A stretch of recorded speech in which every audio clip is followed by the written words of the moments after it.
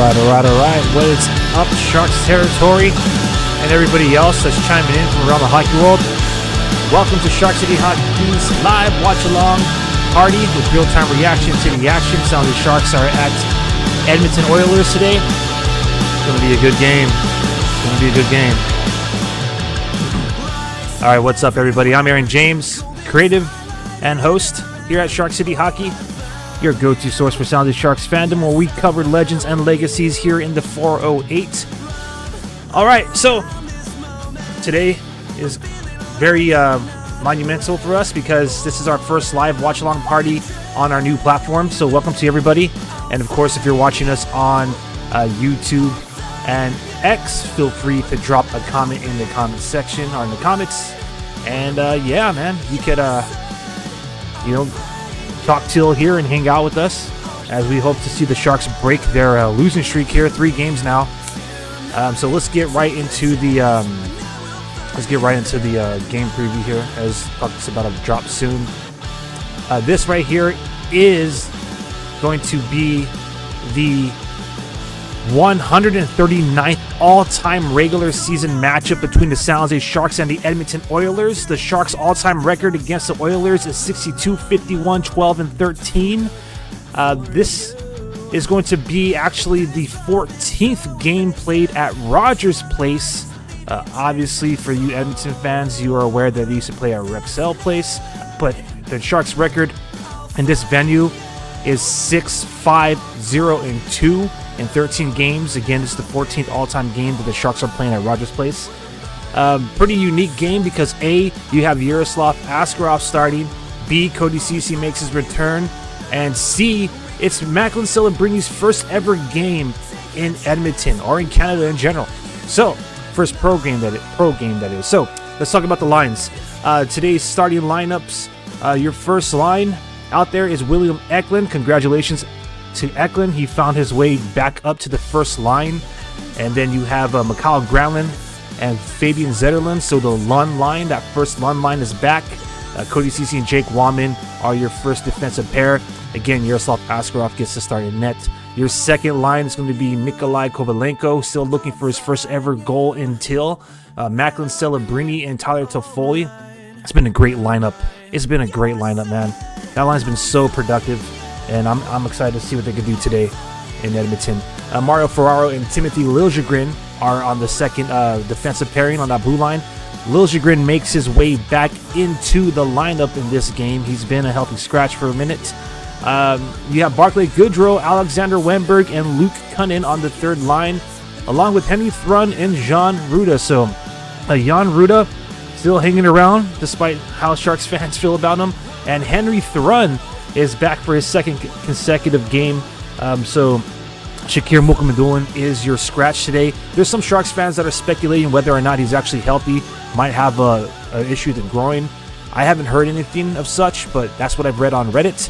And that fourth line for the Sharks is going to be Carl Grundstrom, Nico Sturm, and of course the one that's probably making everyone's eyes peeled in Sharks territory is Will Smith is on the fourth line. It's ironic because a lot of, when Will Smith was kind of heating up, a lot of people were quick to jump ship and say, quick to point out, he doesn't need any more seasoning, he doesn't need any time in the AHL. I still don't think he needs to be in the AHL, and I don't think Mike Grier is ever going to send him to the CUDA unless for some reason he just cannot, pick up the production. But again, I highly doubt he'll ever see any ice time in the AHL. But yeah, it's worth note that Will Smith is dropping, kind of on the decline, dropping to the fourth line here with Nico Sturm and Carl Grundstrom. But to some fans' delight, that's better than essentially being lined up with Goodrow and Wennberg. I already got some comments here on TikTok who said, "Let's go Sharks." Absolutely, let's go. All right, so that right there again is your lineup for tonight. How the Sharks are lined up against the Edmonton Oilers. So let's move forward here. Opening faceoff should be going down at this point. So we will, be checking that out. I want to say something really quick here. I want to say a quick thank you to everybody on YouTube. We have reached our goal. So thank you to everyone. We wanted to get to 700 subscribers on our YouTube channel, and because of all you Jossum San Jose Sharks fans out there, we have reached our goal. We surpassed it. We're at 706 currently. So now, I was gonna say let's go 800, but let's just raise the bar a little bit higher. Let's go for 1K. Let's go for 1,000 subscribers on our YouTube channel. That'll be amazing. So that's gonna be the next goal here for Shark City Hockey's channel. And of course, thank you to everybody who's chiming in across X, Twitch, and TikTok as well. All right, so who do you got? Type SJ or Edmonton, SJ or EDM in the chat. Let me know who you got for today's game. Obviously, we're going for the Sharks here. There's no surprise with that. But let me know, all of you out there, who you got for today's matchup. All right, some quick previews here. Some Sharks that are hot their last 3 games. Macklin Celebrini has 3 points his last 3 games, 1 goal and 2 assists. And Nikolai Kovalenko has 2 points in his last 3 games, all assists. In reality, their hot streak is extending past that. Nikolai Kovalenko has 5 points in his last 4 games. And of course, Macklin Celebrini taking the league by storm, has 7 points in his last 5 games.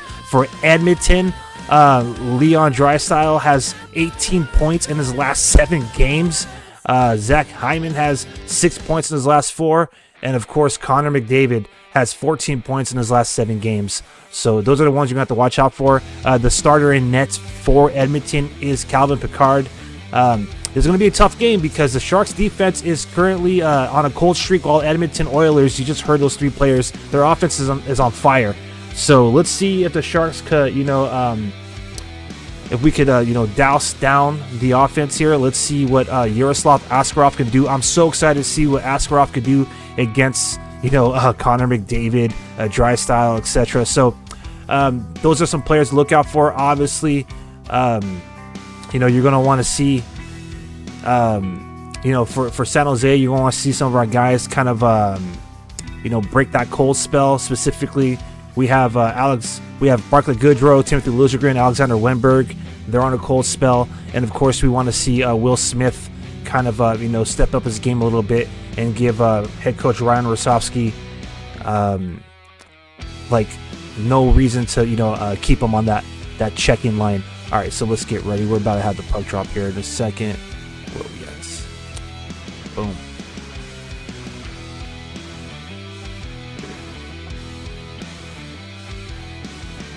All right, so for everybody that might be new and chiming in for the first time, we got some more comments saying Sharks with the Sharks emoji. So we got people saying they got the Sharks. That's outstanding. For some of y'all that might be new here, this is not a live play-by-play. It's more just live, real-time reaction. So every now and then I might do some play-by-play just to keep us all on the same page. And quick disclaimer, there will probably be like about a 10 to 20 second delay, give or take, 5 seconds from the broadcast that I'm watching and reacting to versus the stats that might be displayed on the live stream. So, just keep that in mind as we progress here tonight. All right, let's see what else I got for y'all today. So if you're playing the money game, if you got some money on the line, which I don't advise, I don't say that you do that, but the Sharks right now have a 21.7% chance of winning this game according to Money Puck.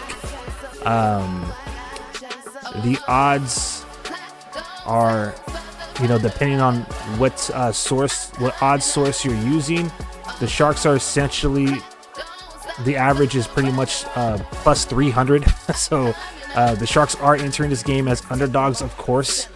And Edmonton, man, these guys, this is going to be a real true test for the Sharks team. So Edmonton right now is ranked, where are they at? 10th in the league overall. So of course that puts them at 3rd in the Pacific Division. And as far as the Western Conference goes, they are the 5th ranked team. So, San Jose, just for perspective, they're the 30th ranked team in the league. So this will be a great opportunity for the team to show fans what they got. This will be a great test for Yaroslav Askarov. Let's see if there's a little bit more. Let's see if if he's going to be willing to stay in that crease, or if he's going to be trying to play that puck. I remember Ryan Rosofsky did say that he needs to kind of improve his game a little bit, maybe not play the puck as much when he was set back down. So we'll see. A lot of fans like to say that Askarov isn't necessarily seasoned enough yet to be NHL ready. Well, this will be a great opportunity to prove that you are. He did talk to local media, and he did state that he wants this second tour with the San Jose Sharks. This is the second time he got called up out of the AHL to be the one that essentially solidifies his spot on the main roster. Of course, the San Jose Sharks traded away their starting goaltender, Mackenzie Blackwood, last week, and Vitek Vanacek, he's injured, so that's why Yaroslav Askarov is with the main squad right now. But you have Alexander Georgiev. Some fans are calling him Forgiev, unfortunately, because he got scored on 4 times the last game. But this would be Askarov's a solid opportunity for him to show that he belongs on the Sharks.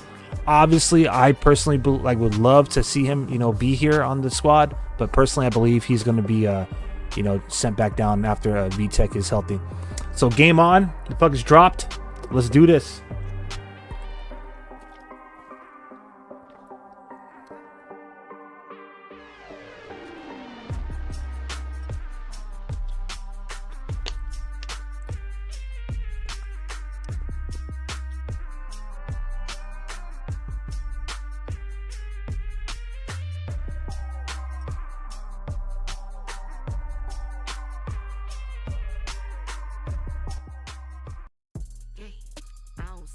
On the losing side, they be riding for the reason they be genocide.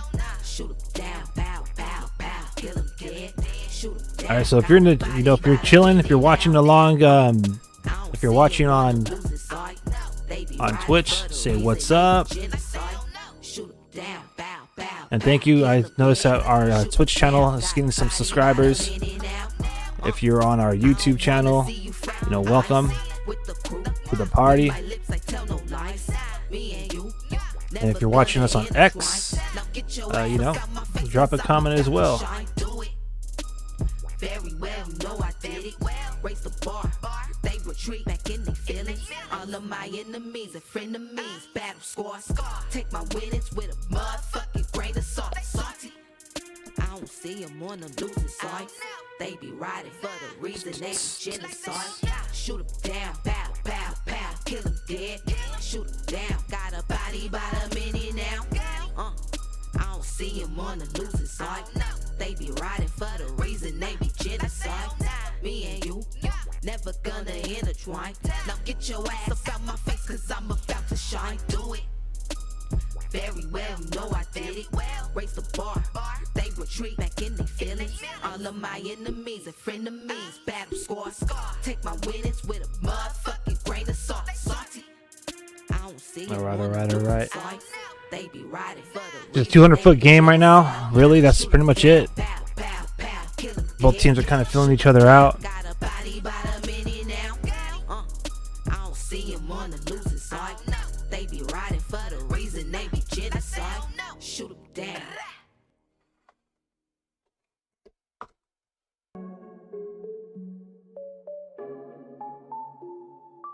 All right.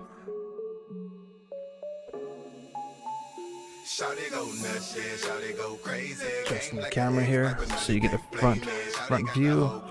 Like the 80s. Life for the party, they say shawty go crazy. Shawty go crazy. Shawty go crazy. Shawty go crazy. Shawty go crazy. Shawty go crazy. Shawty go crazy. Shawty go crazy. Shawty go crazy. Hey, I be feeling like the man when I walk through. Couple grand on my feet, then my boss shoot. Balenciagas for my baby, she a boss too. And check the tag, I ain't care what it costs. I'm the life of the party, but you already knew though. Got them all up in my section, they kick it like What is going on? My bad. 1 second, fam. I number 2 on track, but they tell me I'm the Uno. I'm second guessing, yeah, we flexing, it's a blessing, yeah. 100 bottles got them all up in my section, yeah. Nicolas Cage had them going in 60 seconds, yeah. Danny Glover, Shawty go nuts, yeah, shawty go go crazy. Game like an Xbox, but no, you can't play me. Shawty got the whole club geek like the 80s. Life of the party, they say shawty go crazy. Shawty go crazy. Shawty go crazy. Shawty go crazy. Shawty go crazy. Shawty go crazy. Shawty go crazy. Shawty go crazy. Shawty go crazy. Hey, one hell of a feeling. I'm in love with the money, but attracted to women. Swagger to official, tell a ref, blow the whistle. Whole squad got protection if they want to press the issue. So keep your man in check. With all this ice on my neck, I demand respect. I ain't worried about my pockets, I just cash me a check. Oh, and I snap. ain't lose your last call, we going straight to the jacks. You can't see me, so All right. Let's see what we got. As I said, parting the stream. It's a little about 20-second delay, but it looks like the San Jose Sharks are going to get the first goal of this game. crazy. Game like an Xbox, but no, you can't play me. Shawty got the whole club geek like the 80s. Life of the party, they say shawty go crazy. Shawty go crazy. Shawty go crazy. Shawty go Looks like Luke Cunning gets the goal. That's what you're talking about. Shawty go crazy. Shawty go crazy. Hey. My bad, fam. I'm a little distracted right now because my device is kind of acting weird. My fault. Go figure.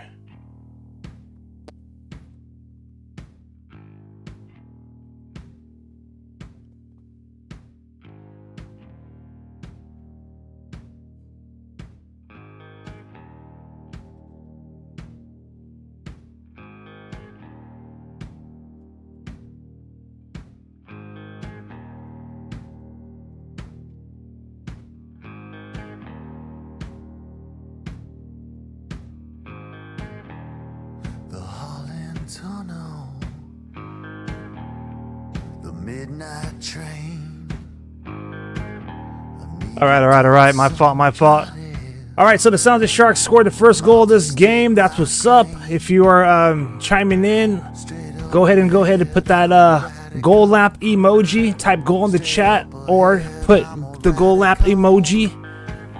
My bad. I'm a radical. Straight up ahead, I'm a radical. My goodness gracious. My computer started notifying me all strangely about my cam, which is so weird. It never happened before, and go figure, right when a goal happened, took my attention away. But it is what it is. At least the Sharks hit the early lead.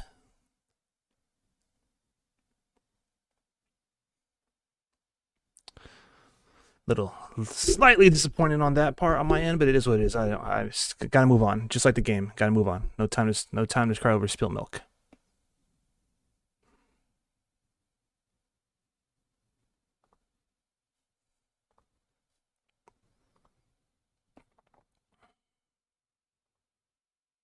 All right.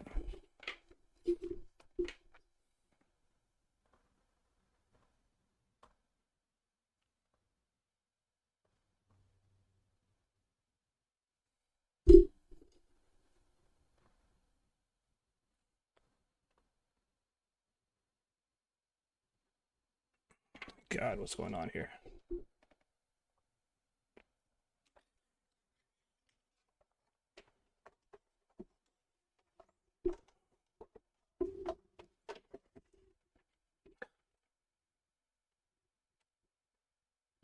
My bad, peep. It's effing amateur hour right now as my technology is taking a dookie on me.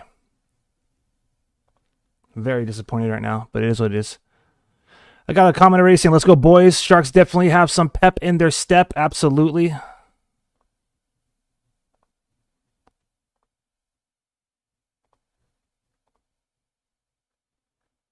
What's going on here?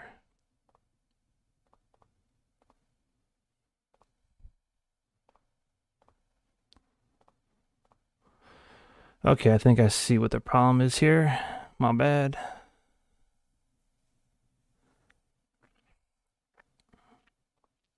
Boom. All right, we're back. I'm back fully functioning. My goodness gracious.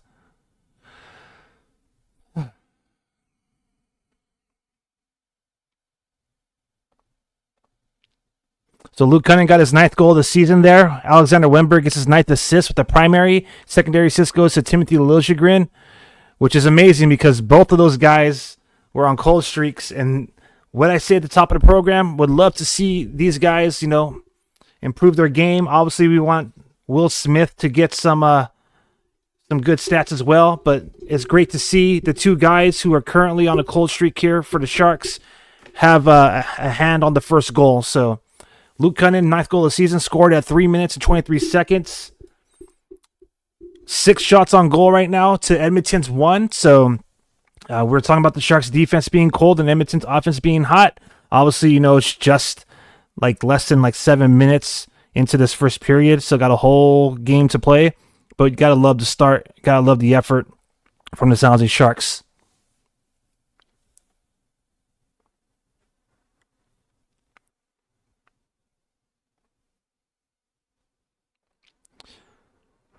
The goal scored by... Ooh, what a... Askarof's coming through clutch now. Goal scored by the Sharks was scored just 15 feet away.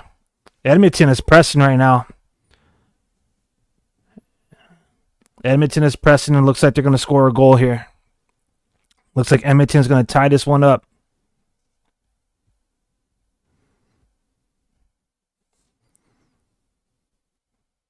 Freaking McDavid, of course. The 3 guys that we're talking about watching out tonight who are on a hot streak, Zach Hyman, Connor McDavid, and Leon Draisaitl. Well, Connor McDavid gets the primary assist to Zach Hyman's tying goal. Zach Hyman scores his 12th goal of the season. Connor McDavid gets his 31st assist. And Bouchard gets his 18th assist with the secondary. It's unfortunate because Yaroslav Askarov made an outstanding freaking save. But Hyman just beats his glove. It bounces right off of the crossbar into the net. On the third shot of the game, it's tied up. Third shot of the game for Edmonton is tied up. But again, it's unfortunate because Yaroslav Askarov had a great save, but the Sharks were unable to get the offensive pressure off of them. So here we are, tied up. All right. Put on the music here. Ah, boy, oh boy. Not the start the Sharks want, not the start we wanted here on this stream. It is what it is. When it rains, it pours. If for some reason it was... my camera was leaking on me, but I got that squared away. So thank you all for staying with me.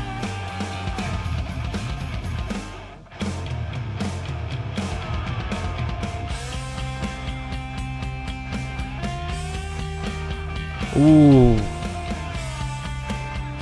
2-on-1 opportunity for celebrating. That should be a penalty.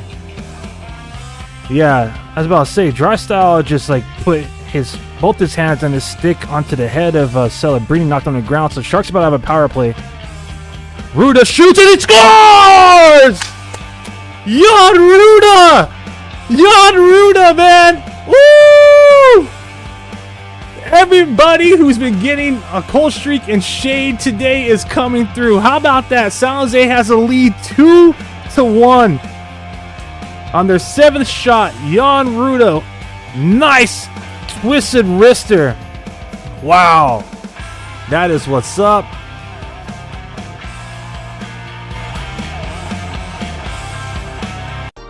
That's what I'm talking about.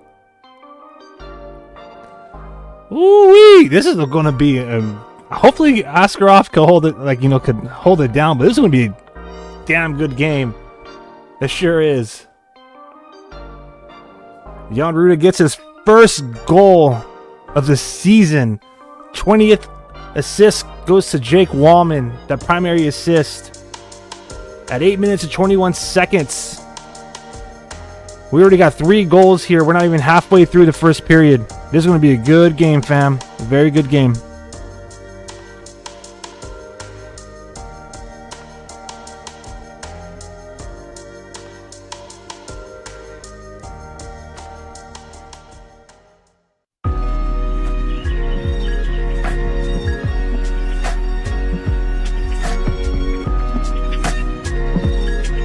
The Oilers now trying to answer back.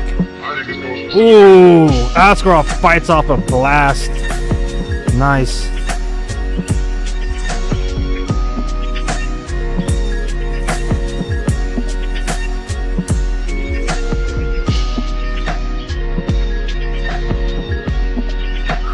halfway through this first period. We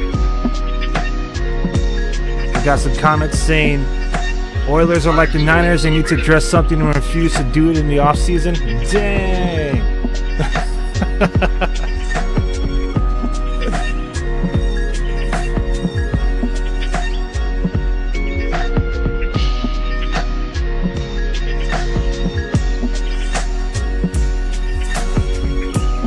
I love the Sharks, man.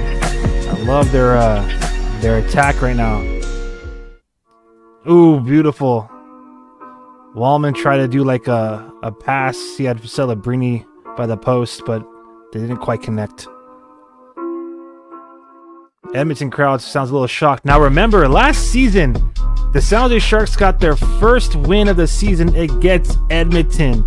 And it was that game that like shook up that franchise, all right? So you could say that the Sharks are responsible for helping the Oilers get their act together last year and essentially make their Stanley Cup final run. Of course, they lost to the Florida Panthers. Ooh, let me hold that thought really quick as the Sharks continue to pressure here. But so back to the point. You know, the Sharks got their first dub against the Oilers last year, and that caused like the head coach to get fired. I mean, it was a whole shakeup in Edmonton. But nonetheless, the home crowd right now sounds almost equally as shocked. They're a little quiet. As I say this, of course, Edmonton starts to bring up the pressure.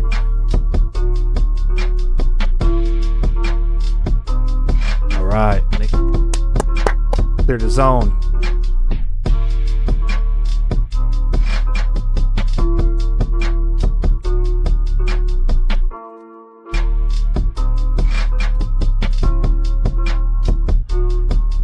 All right, so again, you know, I appreciate everyone chiming in and chatting. You can talk with me, the host, or talk amongst yourselves, whether you're watching this on X, Twitch, YouTube, or TikTok. Thank you to, it looks like we got about 50, let me see if my math is mathing here. We're looking at about 46 viewers on our Twitter. We got some people chimed in on TikTok. We got some people chiming in on YouTube. And it looks like we also have we've passed 400 views on TikTok. Yeah, 400 views on TikTok. So thank you to everybody chiming in. I'll step aside really quickly. Let me see. We have a comment saying Connor, I believe, was dealing with an injury early last year. He wasn't as explosive as he normally was. Yeah, absolutely. Absolutely. All right. Y'all keep it right there. It's a TV timeout. I'm going to go take a quick run. I'll be right back, okay? I'll be right back.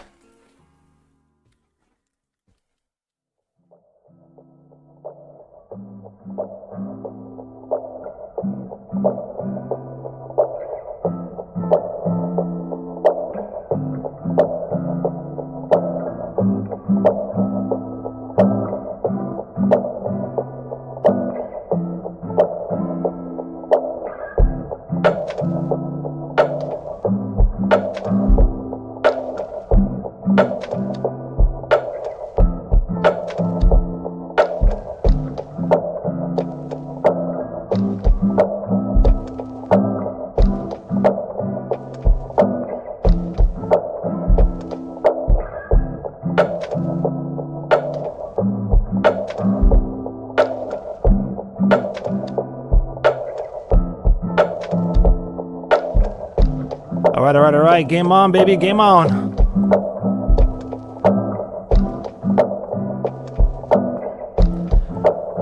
So, Sharks get a power play. Kasperi Kapanen high-sticked Henry Thrun at 11:44. So the Sharks are on a power play. So let's type chomp chomp in the comment section, or Shark attack, or leave a shark emoji.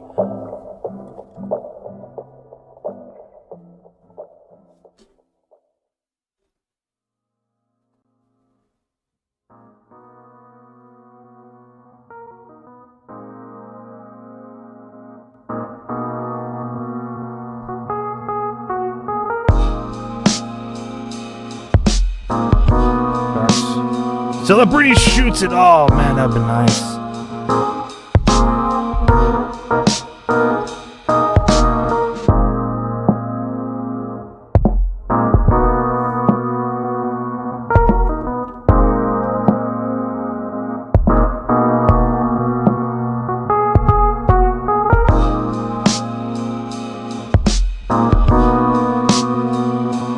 Sharks are still trying to set up this power play.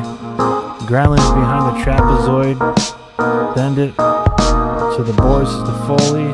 Back behind the goal line to Granlund the trapezoid. He has Celebrini there, trading places with Granlund.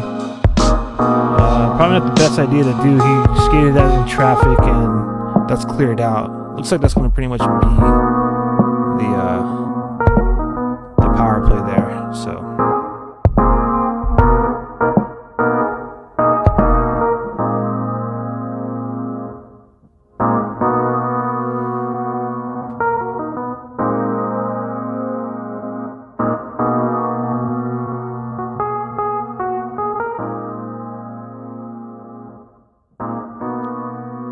So a little, let's talk about the first two goals here. Just a little bit more stats here. So we got, let me see something here real quick. Like,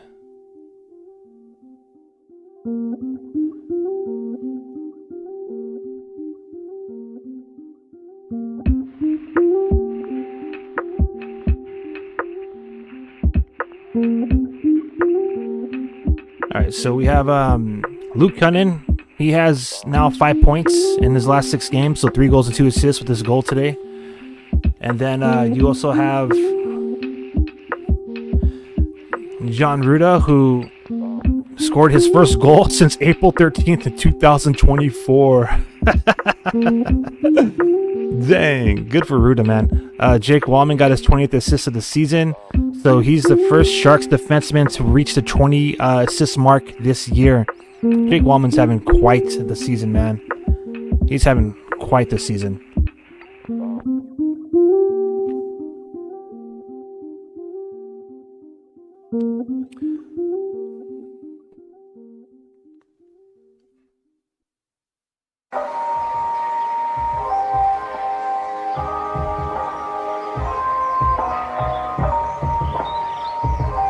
Here we go, 3-on-1 for the Sharks.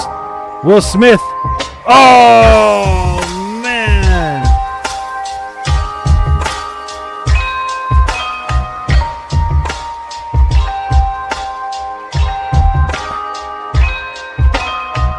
Whoa.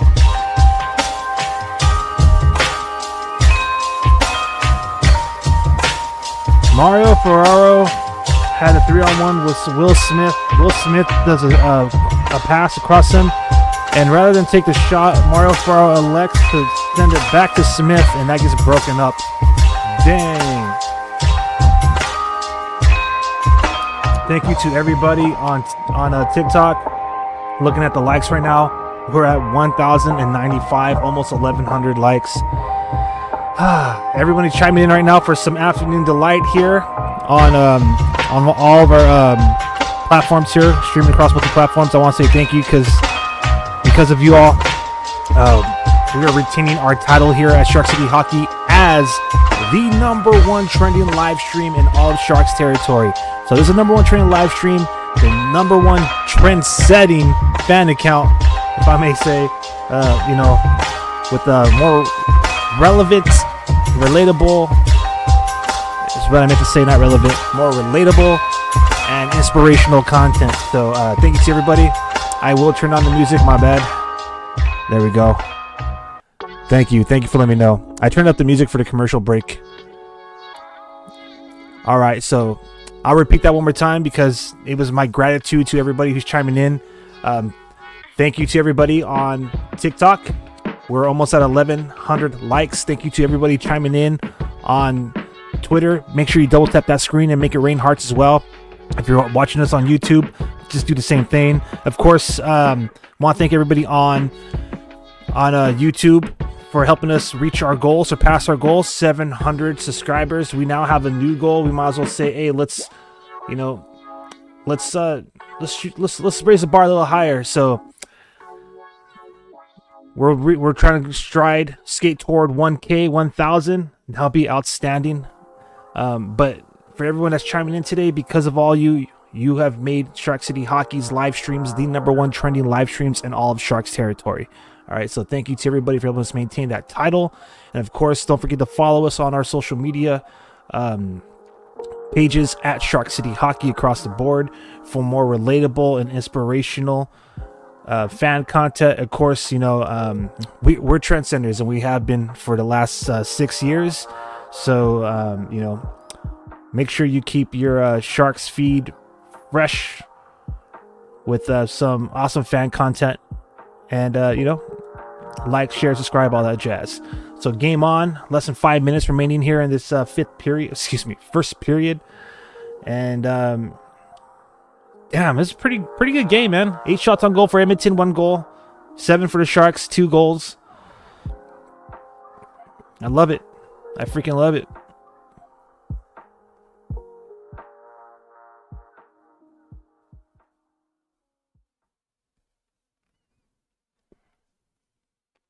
Boom, boom, boom, boom, boom. Let's play a little game here. So, who y'all think is going to get the next goal?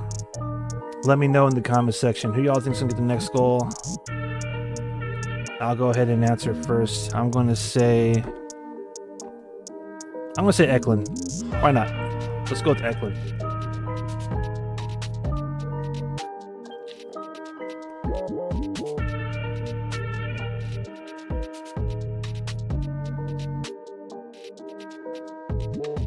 Yeah. Thank you to everybody again for chiming in. Appreciate it. Macklin Celebrini did get an assist as well. So it's being recorded as his 12th assist of the season. So in his first pro game in Canada, Macklin Celebrini earns a point. So Jean Ruda got the second goal for the Sharks at 8 minutes and 21 seconds in the second period. Primary assist goes to Jake Wallman, 20 assists on the year. First defenseman to get 20 assists this season. And Macklin Celebrini gets his 12th assist of the season, continues that hot streak.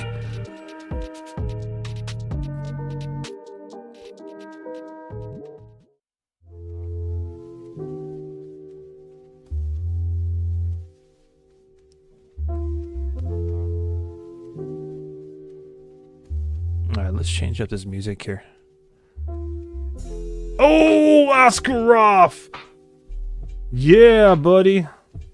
Shutting down Connor McDavid.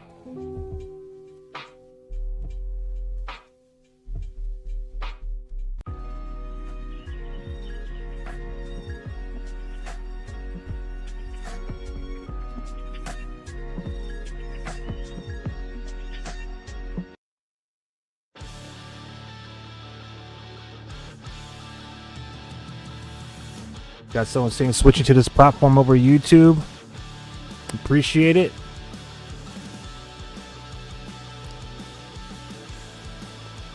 So we got people hopping around, and I encourage it. You know what I mean? Whether you want to chime in on Twitch, YouTube, X, or TikTok, this stream is going across multiple platforms. So if you want to, you know, chime in, whichever platform you're on, you know, that'll be amazing.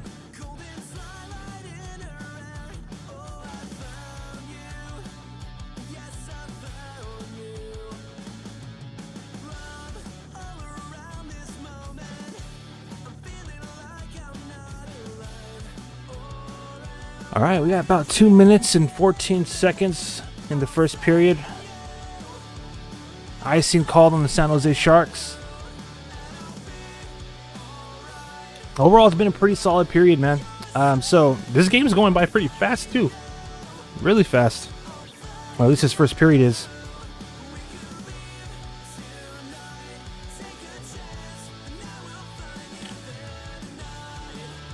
So just a reminder, we do an intermission report here for our live watch-along parties. So let's see, how many games are going down right now? This is the third game. One game has already finished. We'll talk about that. And another game is also in progress. But this is, San Jose Sharks are playing, let's see, we have 4, 8, it looks like 11 games this Saturday across the league. So San Jose Sharks are you know, almost finished with this period. So we'll be talking about the LA Kings and the Nashville Predators. That game did go in overtime, so we'll talk about that game in our intermission report. The Calgary Flames are hosting Chicago Blackhawks right now. They're in progress with their first period. We'll chime in on that one. And then, we'll talk about the rest of the schedule lined up. And, of course, we'll talk about all the first period stats and highlights. So, don't go anywhere.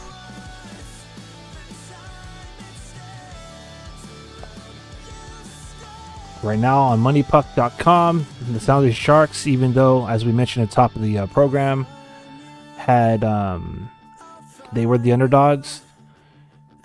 They had the deserve to win meter at 52%. But as of right now, with all that offensive pressure and, of course, the face-off going into their zone after the icing, it's starting to swing Edmonton's way again. So right now, deserve to win meter, for some reason, despite having the Sharks having the lead, is about almost 70% for the Oilers. So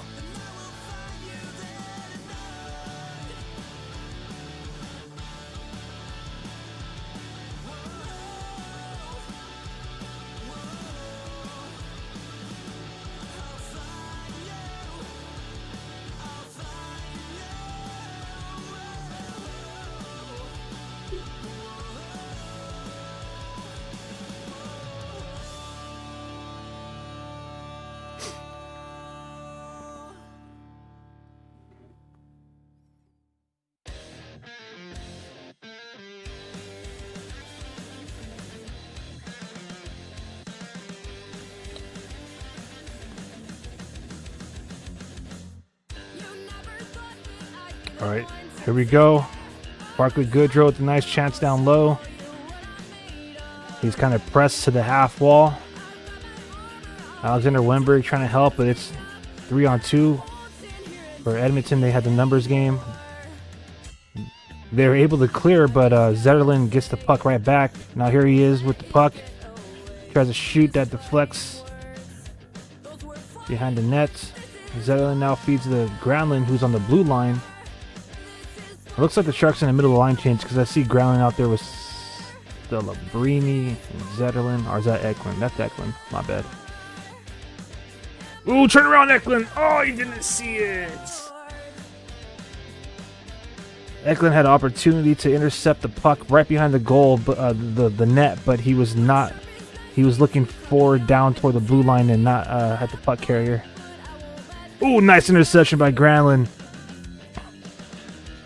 Sharks trying to make something happen in the final minute here.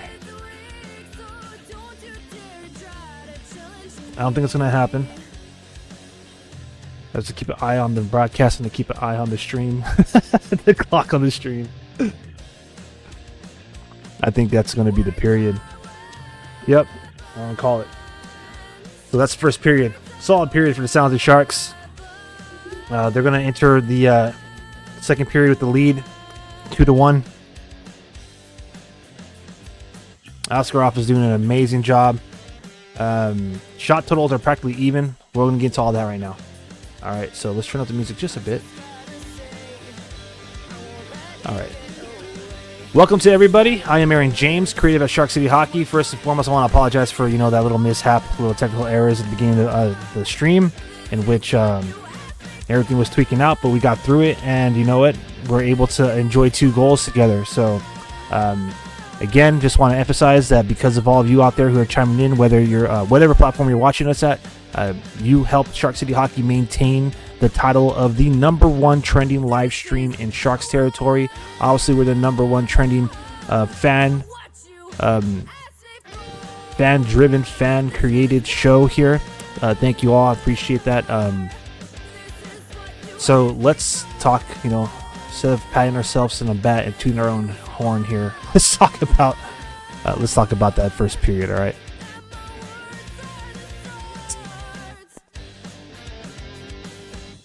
All right. So, pretty solid first period if you're a San Jose Sharks fan. Lucky Edmonton was able to get back into it, and I mean that. They're lucky. So let's talk about the game stats so far through one period. Shots on goal for San Jose Sharks, 7. For Edmonton Oilers, 8. The Edmonton Oilers are winning the face-off battles right now with a 60% of wins in the face-offs. We're going to keep an eye on that. Typically, NHL, the face-off stats do kind of fluctuate throughout the intermission as all their officials get all the stats in. But as it stands right now, Edmonton is winning 60% of face-offs, and we will look into how our boys are doing in Teal specifically. So after one period, San Jose Sharks collectively as a whole, the 40% of their face-off wins are having won 5 of 13 even strength face-offs, 1 of 2 power play face-offs, so the 38% even strength, 50% on the power play. Of those face-offs, let's talk about the even strength face-offs. 2 of 3 out of them, 67%, were won in the offensive zone. Half, 1 of 2 were won while on the power play in the offensive zone. So the 3 for 5 for 60% in the offensive zone total. Defensive zone, 50% of them were 1, 2 for 4. This was on 5 on 5 even strength. And 1 of 6 in the neutral zone, so 17%. So the grand total is 6 face-off wins with 15 opportunities for 40%. All right, now let's break it down individually here. Nico Sturm, he's 1 for 2, 50% of his face-offs he's won. He's 100%, 1 for 1 on even strength in the offensive zone, and 0 for 1 in the neutral zone, even strength. Luke Cunnin, he only took 1 face-off while the Sharks were on the power play, and it was in the offensive zone, and he didn't win it, so he's 0 for 1. Alexander Wenberg, he's 60% for his face-offs today. He had 4 face-offs while even strength, 2 in the defensive zone, 2 in the neutral zone, and he's 50% for both of those. Only 1 defensive zone win, 1 neutral zone win. He's 1 for 1 on the power play in the offensive zone, so 100%. Grand total 3 for 5, 60% for Alexander Wenberg.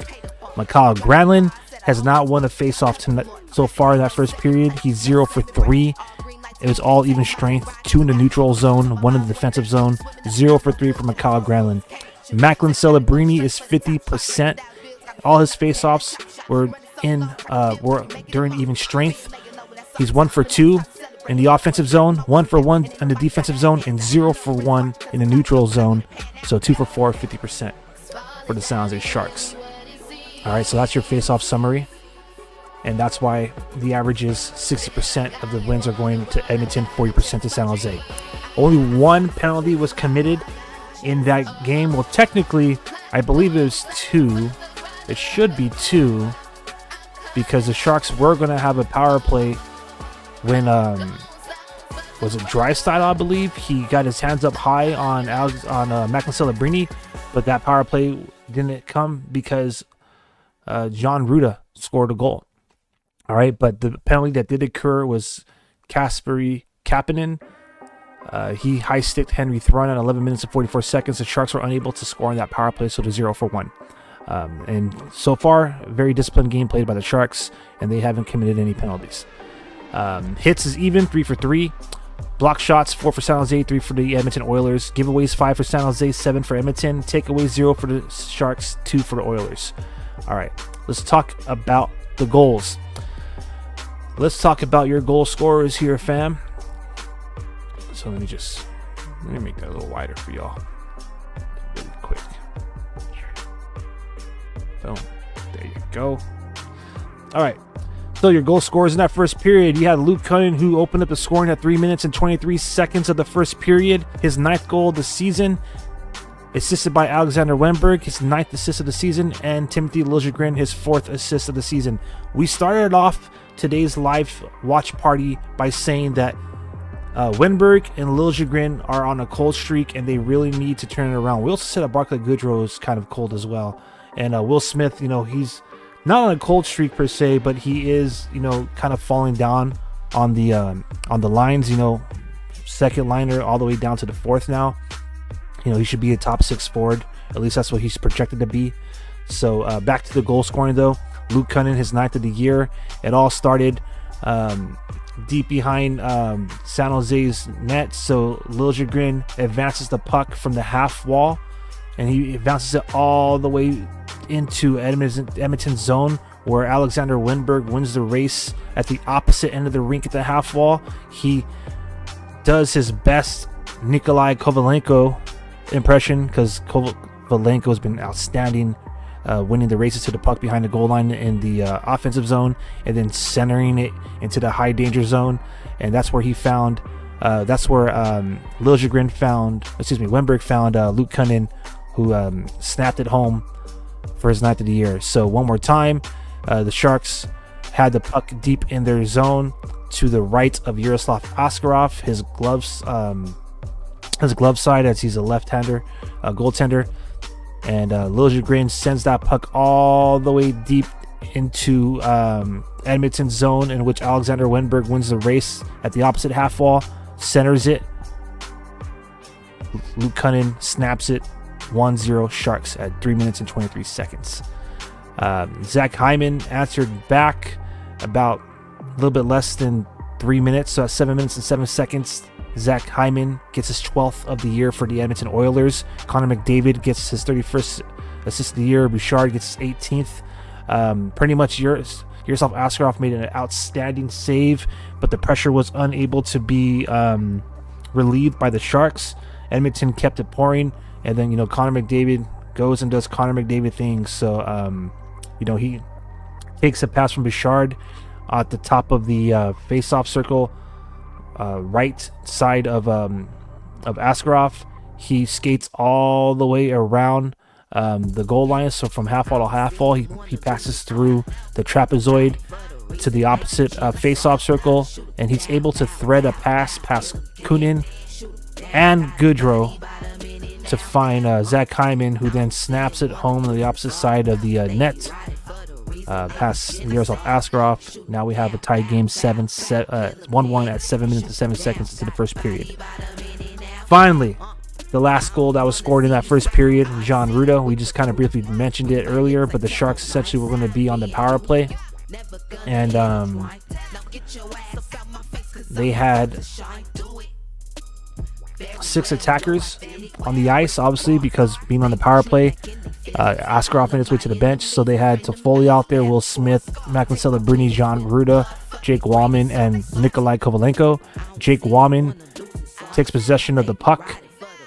He takes a pass from Ruda at his own blue line, and he advances the puck all the way into the Edmonton zone. He crosses past the blue line, and he elects to pass it almost near the half wall, like right near the face-off circle, back to the point where John Ruda just found a shooting lane, and he snaps it home. Really, it was a nice, clean wrist shot for his first goal of the year at 8 minutes and 21 seconds. That made it 2-1 San Jose. So Jake Wallman, 20th assist of the season, the first Sharks defender to get 20 assists of the season, and Macklin Celebrini gets his 12th assist of the year, the secondary assist. Again, that snapshot came about 35 feet away, 35 feet away from the net. So great goal by Ruda. A lot of fans kind of been, let's just be real with you, a lot of fans kind of been complaining about his play. So I'm pretty sure lighting the lamp is going to, giving the Sharks the lead to end that period is going to make fans that bleed Teal happy here in San Jose. All right, so that right there is how everything looks for our boys in Teal. Let's take a look around the league.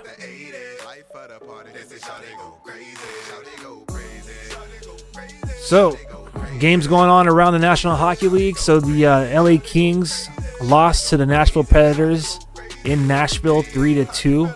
That game went down in overtime. So that was pretty fun if you're Sharks fans to see your rivals lose. Let me see if I can give you all.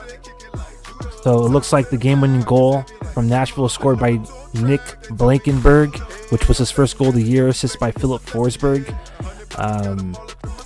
So kudos to Nashville. They're able to win that overtime at 1 minute and 3 seconds.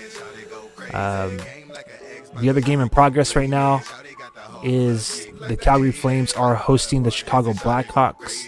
They have a 2-0 lead after one period.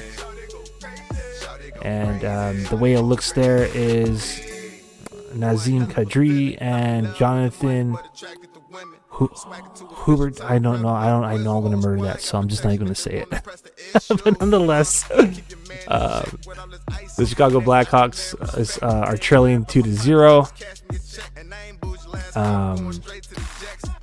It looks like the Flames are going to have a 48-second power play to begin that second period. So, Blackhawks with Connor Bedard, they got some work to do. And as far as the rest of the games later on today, we're going to have the Buffalo Sabres visiting the Boston Bruins. You have the Red Wings taking on the Canadiens in Montreal. Pittsburgh Penguins are going to be in New Jersey. Columbus Blue Jackets will be playing in Philly against the Flyers. The Minnesota Wild are going to be playing the Winnipeg Jets in Winnipeg. The New York Islanders will be in Toronto to take on the Maple Leafs. The Ottawa Senators will be in Vancouver to take on Canucks. And the Seattle Kraken are going to take on the Vegas Golden Knights in Nevada. So that right there is our intermission report. We're going to turn up the music a little bit and just chill. About 4 minutes remaining in this intermission. So I'll kick back and enjoy the tunes. And we'll be right back here. Here's a good chance to get something to drink, get something to grub on, go use the head, whatever you got to do, and be back here in 4 minutes. The Holland Tunnel, the midnight train. I need to dump somebody. I'm out to stake my claim. Straight up ahead, I'm a radical. Straight up ahead, I'm a radical. Straight up ahead, I'm a radical. Straight up ahead, I'm a radical.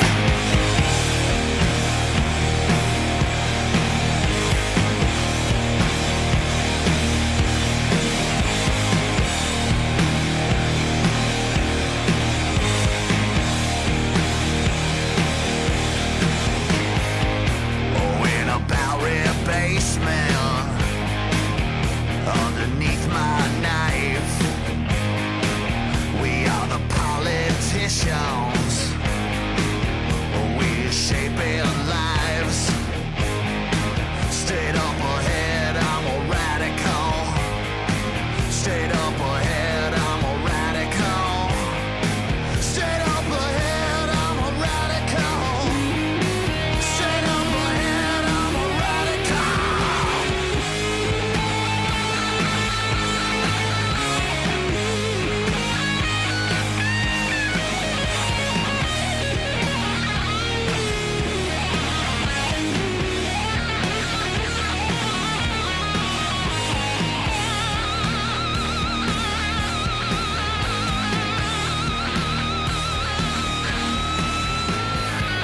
This ain't no big screen movie. Nobody fooling around. So tonight's gonna be your big break. We're gonna write your story down. From the fields of Mississippi to the freight yards of Chicago, or to the meadowlands of Jersey, out to the deserts of El Paso. That's where I write my revolution. Got my own quiet revolution. So many revolutionary destinations. I see the traces on the late night news.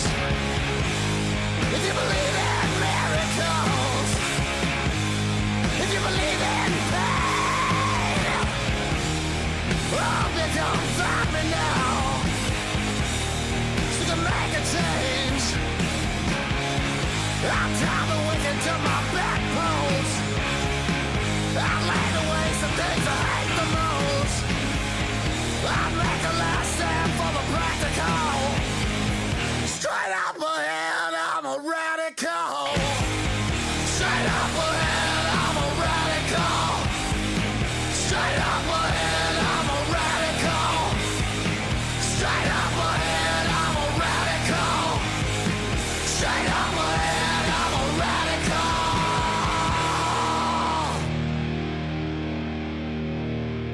All right. Welcome back, everybody, in Sharks territory. I'm Aaron James, your host and creative at Shark City Hockey, the #1 trending live stream and trend center in Sharks territory.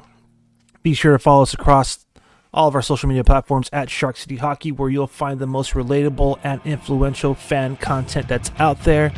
We've been inspiring Sharks creatives for the last 6 years, and I'm pretty sure you'll be noticing that we'll be inspiring some of the San Jose Sharks' very own creatives in the near future.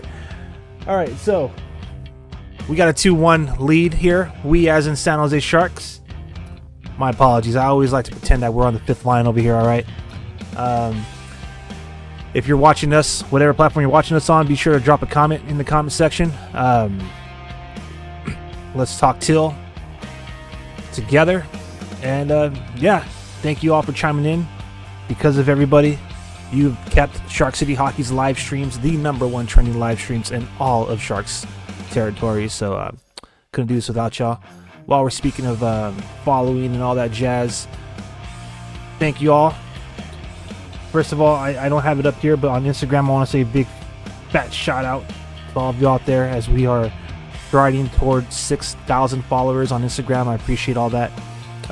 With X/Twitter, thank you to everybody chiming in. We're almost at 2,000.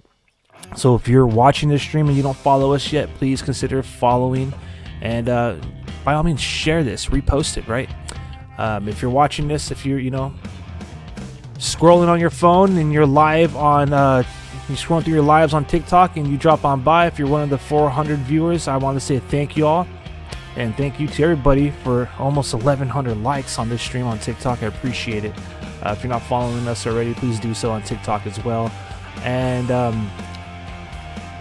YouTube, please, consider to subscribe, and Twitch, same jazz, everybody. Appreciate it all.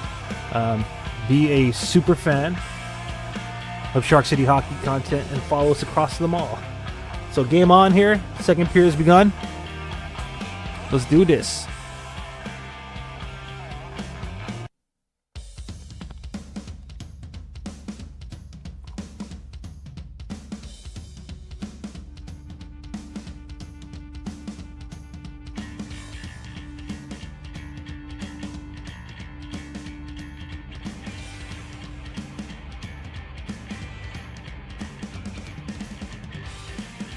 Edmonton picking up right where they left off with some pressure. Great save by Askarov, man. I'm gonna try something. I'm gonna try something different right here in the middle of the stream. Adjust the setup here so I could watch this game at a better angle.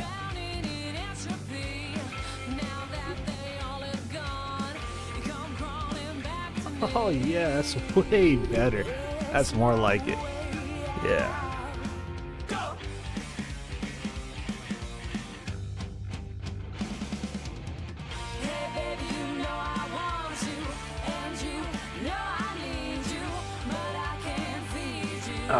Just kick back and relax. Again, this is not a live play-by-play.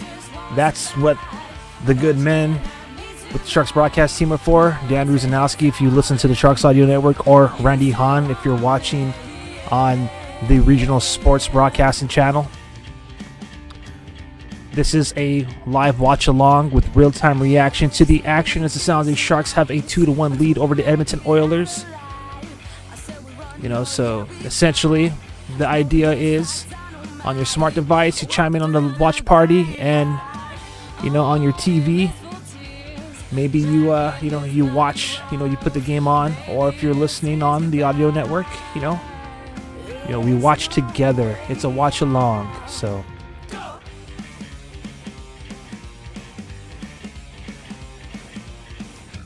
McDavid, man.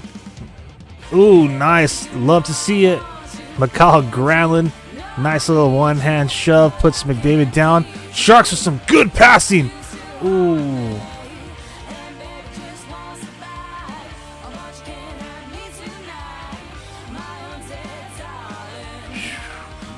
I love this right now.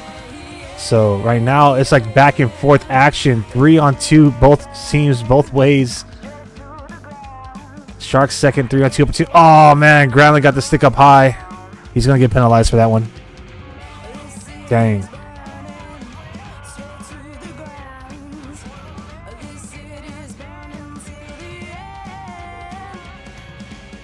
Is he bleeding? He's trying to look for blood. I think Granlund's stick got up.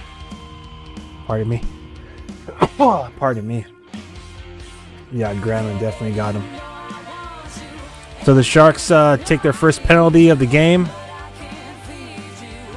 That looked like he hit the shield of Nurse, but he did a great acting job, acting like it got under the visor.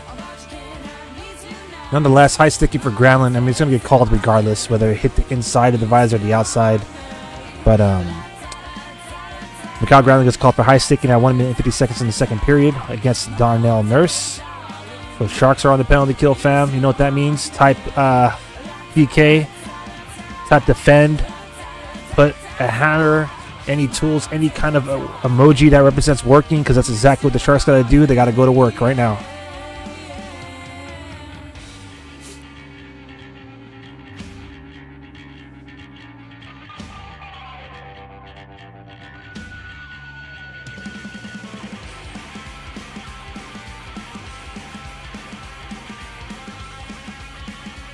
Sharks are short-handed right now. Edmonton's power play going to work. They got Bouchard, Nugent Hopkins out there. McDavid, of course. Bouchard shoots. Ooh! Yaroslav Askarov fights off that shot. Bouchard had a blast from the point. Askarov fought it off. Edmonton still possession. Draisaitl is out there as well.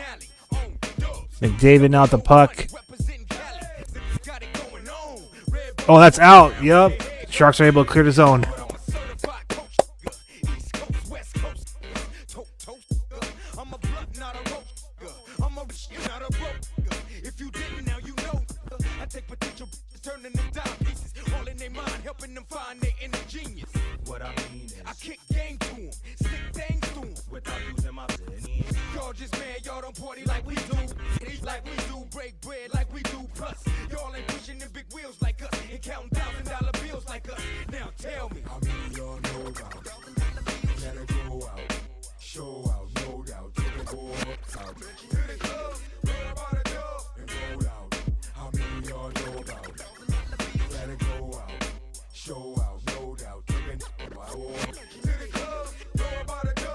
All right.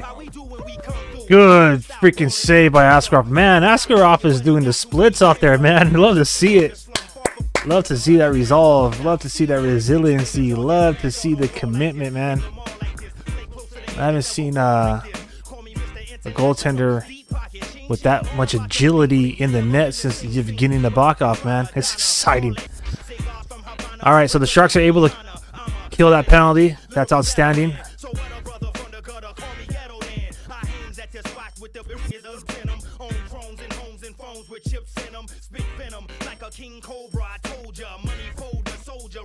Oh, Kovalenko point blank. And Pickard from the Edmonton Oilers. The Edmonton Oilers goaltender freaking stops on point blank.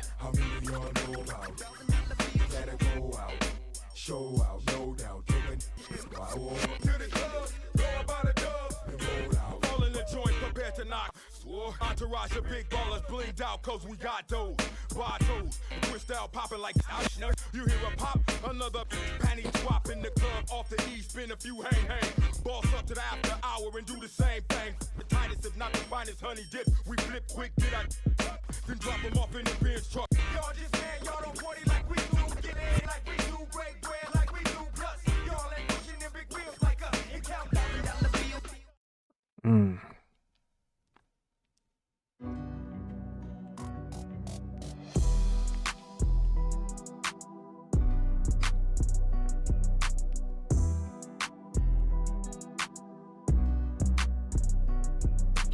Man, Cody losing a battle against his old teammate Brown. Thank goodness he had some support there. Sharks are really struggling to clear the zone right now. Great save with Askarov.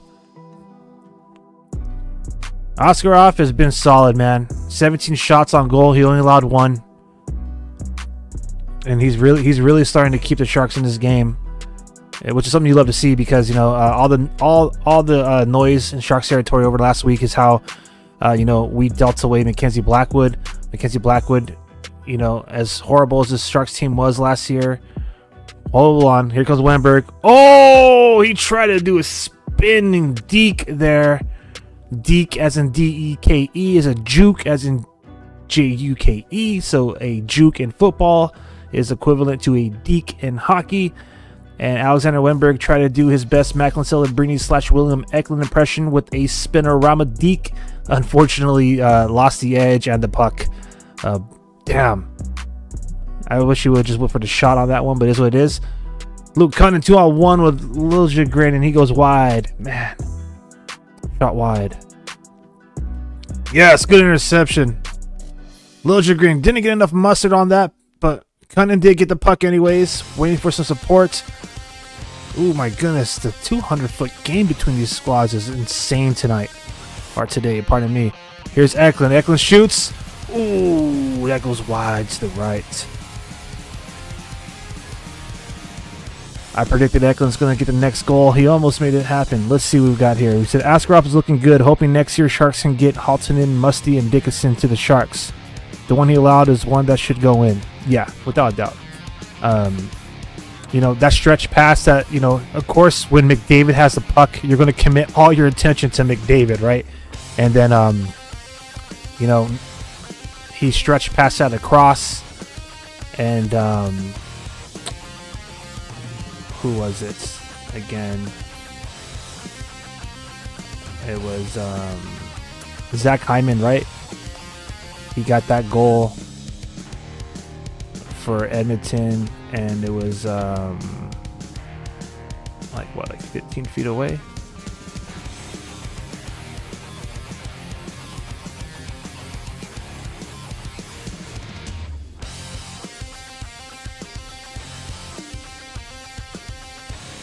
So, yep, definitely agree. You know, Askarov's doing great. Yep, thank you, Hyman. Yep. So, as we mentioned at the top of the program, Hyman is on a hot streak. In his last 3 games prior to this,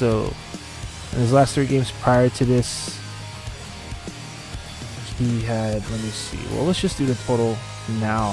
Why don't we?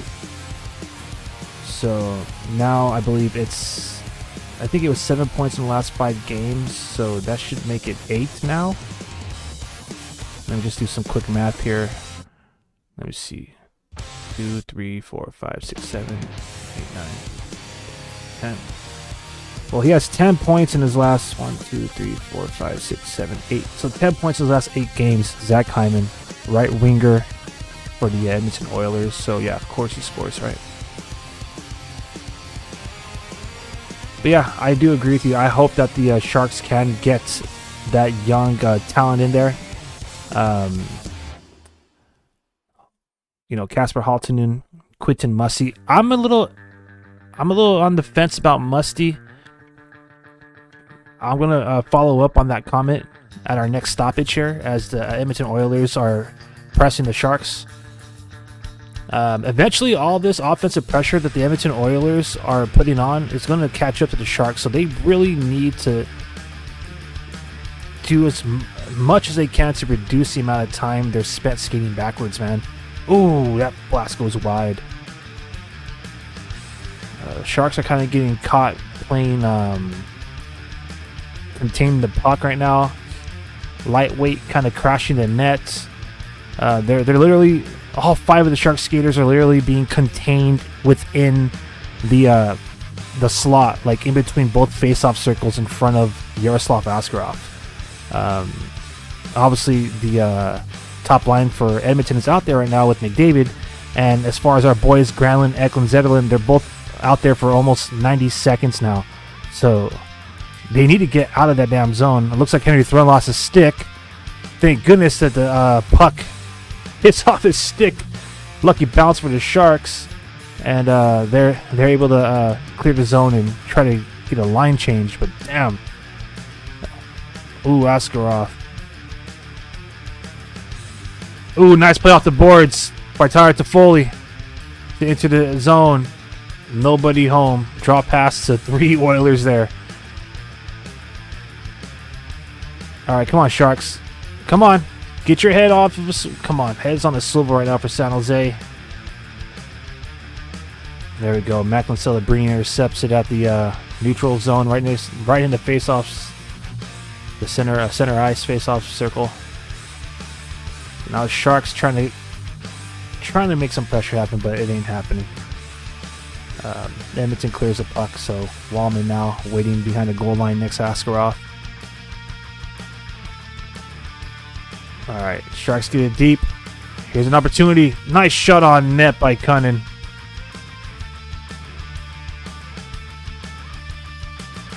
Edmonton advances the puck. My goodness.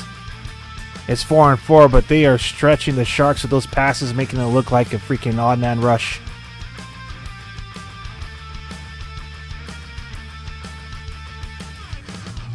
Alright, here we go. Sharks battling against the boards for the puck. It's getting chippy out there as we get halfway through the second period. The passing is pretty elite by the Oilers. I gotta give him that.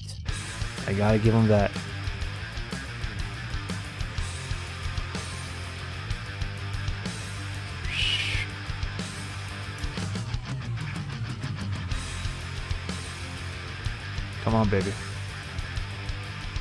Nice. Good pressure referral. Great backhand pass to clear the zone. Get it to Carl Gunstrom, who got his first goal the other night against the Colorado Avalanche. His first goal of the season. All right. Let me get back to the comments here really quick. So let me catch this up with the comments here on TikTok. Says Halt is the iffy one to me. From watching him during juniors playoffs, he looked good. In rookie game, he was meh. I feel you on that one. So what I was going to say with Musty. So obviously, the original comment being, here off of TikTok saying, hoping next year Sharks can get Haltunen, Musty, and Dickinson. Absolutely. With Musty, I'm a little concerned because of the whole,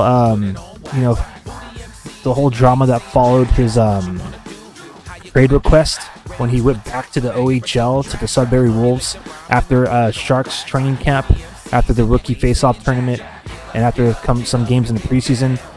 Musty was great in the rookie face-off tournament, and then he kind of fizzled out a little bit in the preseason.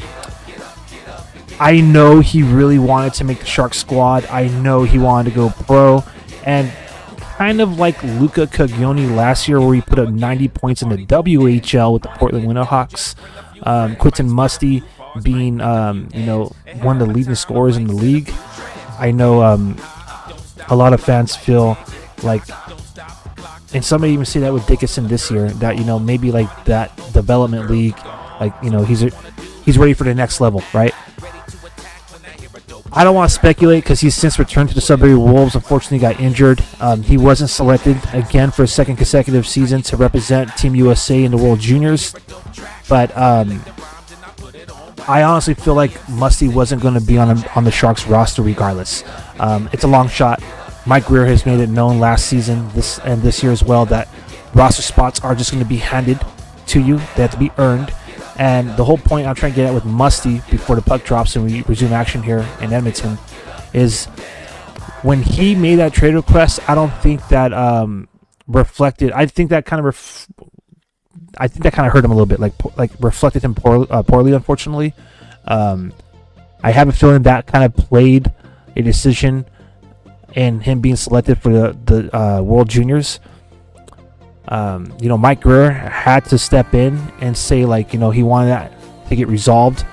So, back to the point is, with Musty, the reason he didn't get on the Sharks is because he hasn't aged out the OHL, right? So he also couldn't go to Dakota, But it was obviously he was going to go on the Sharks. And of course, the Sharks elect to do the ELC, the entry-level contract slide, and extend that contract for 1 more year. It's business. They're going to do it. If people didn't believe it at the beginning of the season, just look at what happened with Mackenzie Blackwood a week ago. That's business. That's business. Blackwood wanted to stay in San Jose. It may cost a little bit too much to retain him here, especially when you have Askarov. Mike Grier has to think how much money he wants to put in the crease. Askarov is going to start, I think, a $2 million contract next season. And, do you want someone at potentially $3 to $5 million in net, or get a goalie that maybe under $1 million, right? Like a backup goalie, because Askarov, without a doubt, especially the way he's playing today, is going to be the starter, undisputed starter next season. But back to Musty to bring it all to put it all together. I think Musty, with the way he kind of handled the beginning of this season, and then of course being injured and not being selected for World Juniors, I think if he does make it up here in San Jose, that he's going to have to work his way up to that main spot. So I'm thinking, he's definitely going to be on the CUDA, and he's going to have to earn that spot. There's a pecking order now. Whereas if maybe he reported straight to camp after he left San Jose, and if he went straight to camp in OHL, who knows? Maybe he would have got a Celebrini treatment, a Will Smith treatment, and just given him a roster spot. Who knows? But I think at this point he's going to have to earn that spot back. All right, here we go. Got some more comments saying it wouldn't be 11 games played, 8 goals, 12 assists, 20 points before he got injured. Yeah, he was outstanding, man. He was outstanding. Musty's exciting. I got an opportunity, obviously, to watch him here in San Jose when I attended the prospect scrimmage, and when I watched the preseason games. Fortunate enough to be, born, raised, and living here in Shark City, California, the capital of Silicon Valley. So, got season tickets to the CUDA. Go to every single Sharks game. Season tickets for practically season tickets. A breakaway pass, to be real, but every single game, every game at the Tank, every game at the Reef, I'm there. So I got a unique opportunity to see these guys play, and Musty, he's impressive, but unfortunately, just it's not his time yet. And statistically speaking, he's proven, but it's a business, and it's more than just putting up points. They look at your attitude, they look at how much of a team player you're willing to be, and I feel like in many ways Musty, again, it's not a bad thing, but I think rather than getting the Celebrini and Smith treatment, he's going to get like the Caglioni, and that's not a bad thing either. But Luka Caglioni, I think he definitely deserves to be in the NHL, just like Shakir Mukhamadoulin, who right now is he's a scratch, but he just finally got a couple games in. But they all started the CUDA, and they had to work their way into the main roster, and I think that's what's going to happen to Musty. Nice. Another season ticket holder in the house. Dude, the Sharks, man, burning a hole in the wallet this season, bro. I don't remember a time that I've consecutively popped so much merch. But then again, the last 5 years, the merch has been kind of meh. But this season, man, it's all on point. I picked up a new Fanatics home Teal jersey. I picked up a Covert jersey from the CUDA, their new black alternate. I got the new Tigres Del Mar jersey with the scarf and hat to match. Got a freaking, I don't know how many Sharks hats I picked up this season. It's ridiculous, man. And then got the Joe Thornton. Oh, what a glove save by Askarov. Lashing the leather, too, with some freaking attitude, baby. Big save by Yaroslav Askarov. Type goalie in the chat, or leave a brick emoji, because damn, son, that was amazing. Sharks turn over the puck. It's one-on-one. Backhanded opportunity. And Yaroslav Askarov, he's a left-handed goalie, so the glove is on his right hand, which I love, by the way. And just flashed the leather, man. Loved it. made his 20th save. Another point-blank save by Askarov. And another save! And another save! My gosh! Askarov is building the highlight reel tonight, fam.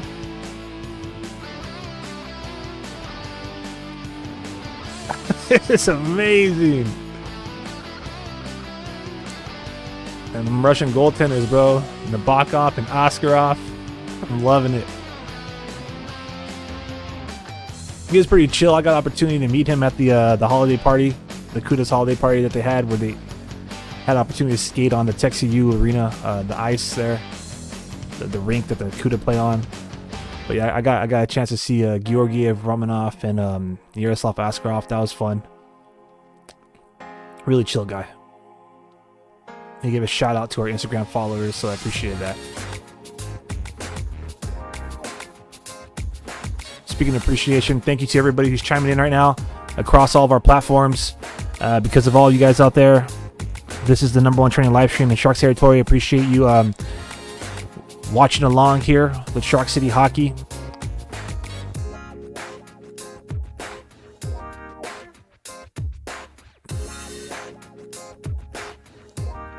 Man, come on, Sharks, clear the puck. And the law averages, we do not want that to, have a part in here. Here comes McDavid now. He's electing to go himself. Shoots it high and wide.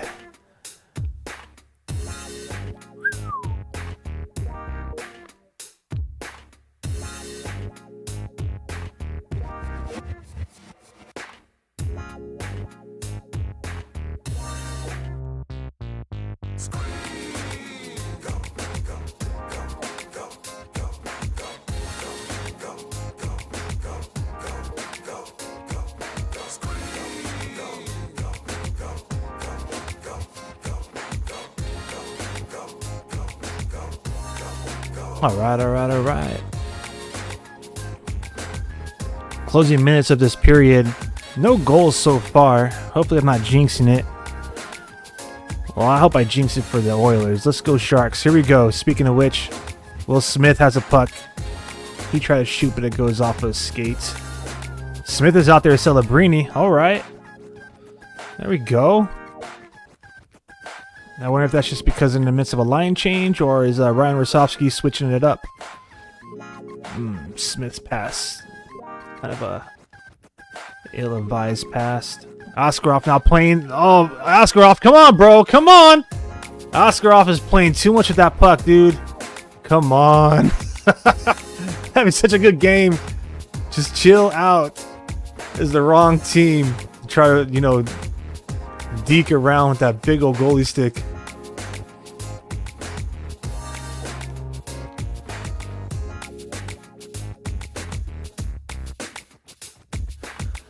All right. Final minutes of this second period.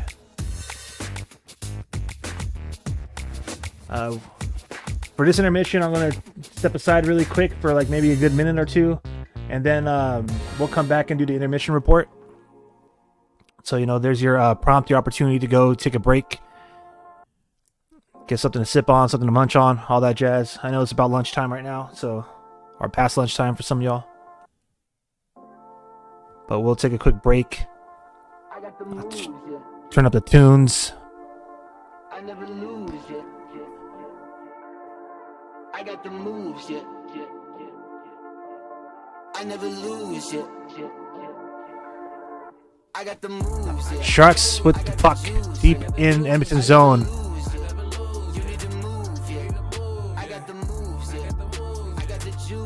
All right, 3-on-2 for Edmonton. Sharks shut that down, thank goodness. I think CC knew what was up. He was on the ice. A blast. A blast from the freaking face-off circle. And it's slayed by Askarov.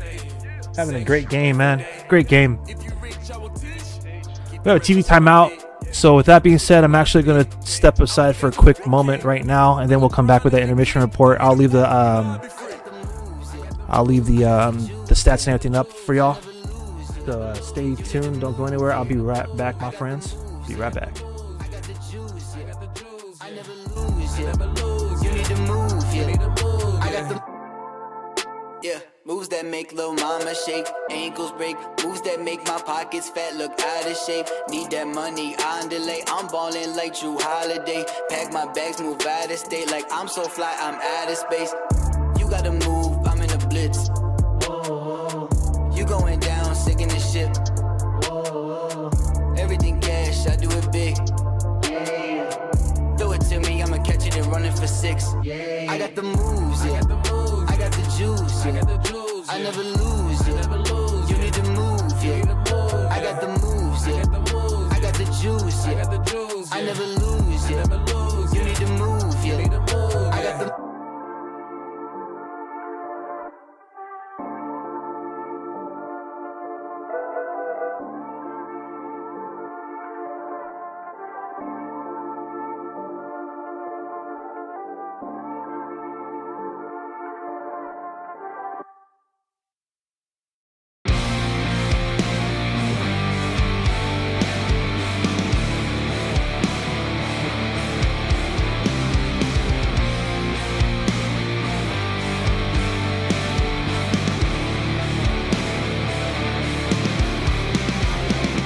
All right. What's up?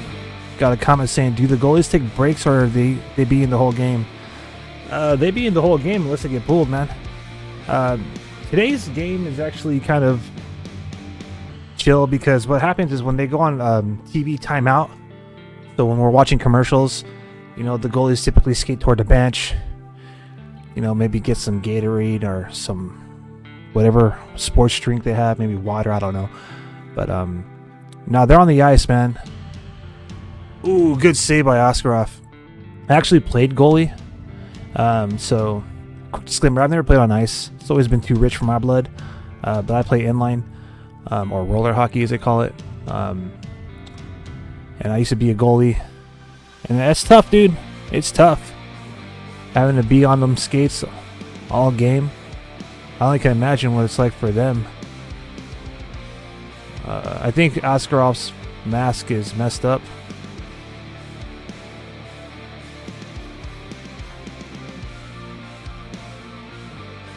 Something happened to his mask. Oh, it looks like the shot that he made a save off of went off his mask and it broke the strap. Anyways. But yeah, goalies don't get breaks, bro. They're on them skates, and that stuff hurts because you know when you see them kind of like their goalie stance, right? Which it's a bad habit. A lot of goalies do it, but that stick should be on the ice at all times. You look at Askarov right now; he's standing tall. You can see the stick is kind of floating in the middle of his leg pads, but that stick should be on the ice at all times. So when they do that stance and like the top of their leg pads kind of touch each other and it looks like they're kind of making like an inverted V. You have to stand like you know, you have to stand on that blade and your feet have to kind of be a little out. Like it's hard to describe, but it's tough, dude. And then, you know, having a drop to make, you know, saves in the butterfly or kick saves, or, you know, to cover the 5-hole, you know, and then you know, all that is working out those legs. But yeah, it's tough. The goalies don't get much breaks, and especially if you're in San Jose, like Mackenzie Blackwood was with those 50+ saves, man. You know, they be getting worked here. So Askarov, as this period comes to an end here, you know, he's closing in on almost 30 saves. So, you know, the way the Edmonton Oilers are playing, I won't be surprised if he creeps toward 40 tonight. So, you know, he's doing an amazing job right now, and if he can continue this play, I almost guarantee he'll be the #1 star of the game.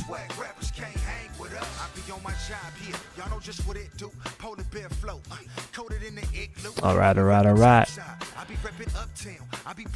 Askarov still kind of like drawing attention to his goalie helmet. I don't know what's going on. All right, I see what's going on.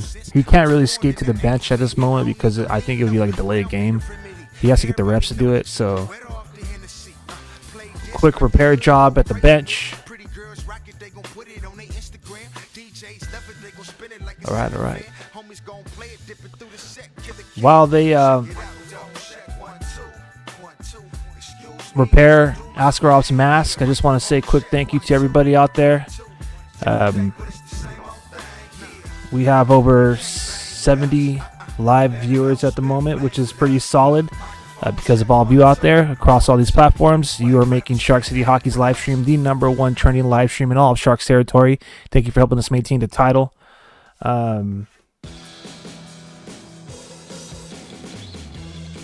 Let's see.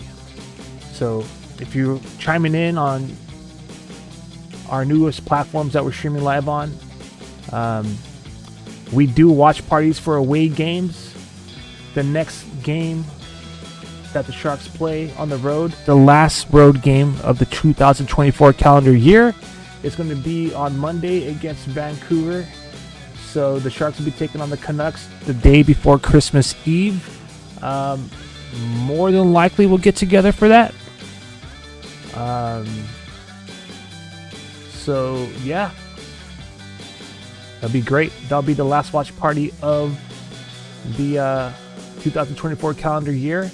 Obviously, having tickets to the games, I'll be at the games, as the Sharks have 4 more games remaining after this game in the calendar year. The one I just mentioned on Monday against the Canucks. Another great save off of McDavid by Askarov. And then back-to-back on Friday and Saturday night at the Tank. And then New Year's Eve. The Sharks are playing on New Year's Eve at 5 o'clock against the Philadelphia Flyers that Tuesday night. So, happy holidays. Happy New Year to everybody out there. If you don't join us for the next one, or in the event we don't get together for the next one, considering that, it's the holidays next week. Thank you. I'm looking forward to 2025. Looking forward to, bringing more new, innovating, inspirational content. Not only because of you guys, we have the #1 trending live stream, but we also are the #1 trend-sending content creators here in Sharks territory.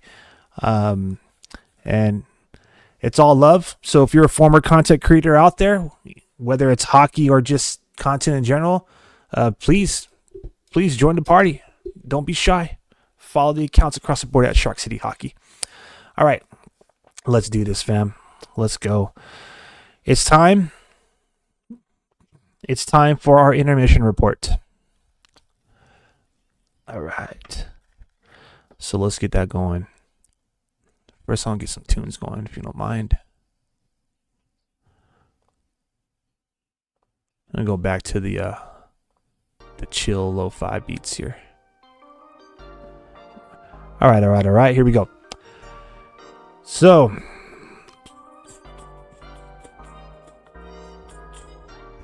where am I at? My bad. As I'm trying to figure out all my. There it is. Boom. All right. My bad. The San Jose Sharks are leading the Edmonton Oilers 2-1. We had no goals scored in that second period, so the score still stands.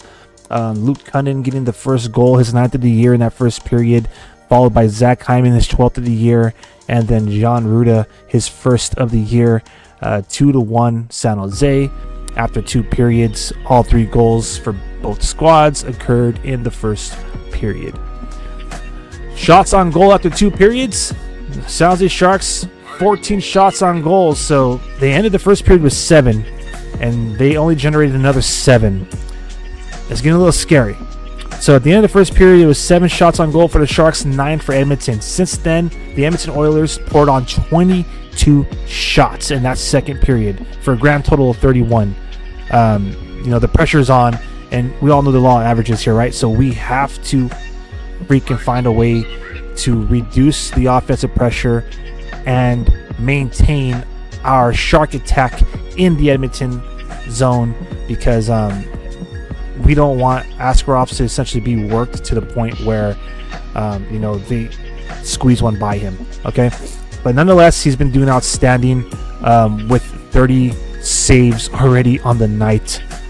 Damn, I'm telling you, he's gonna be number 1 star. All right, power play. Both squads had an opportunity on the power play. They were 0 for 1. In that second period, Mikhail Gralin was called for high sticking against Darnell Nurse, at 1 minute and 50 seconds into that first period, and the Sharks were able to kill that off.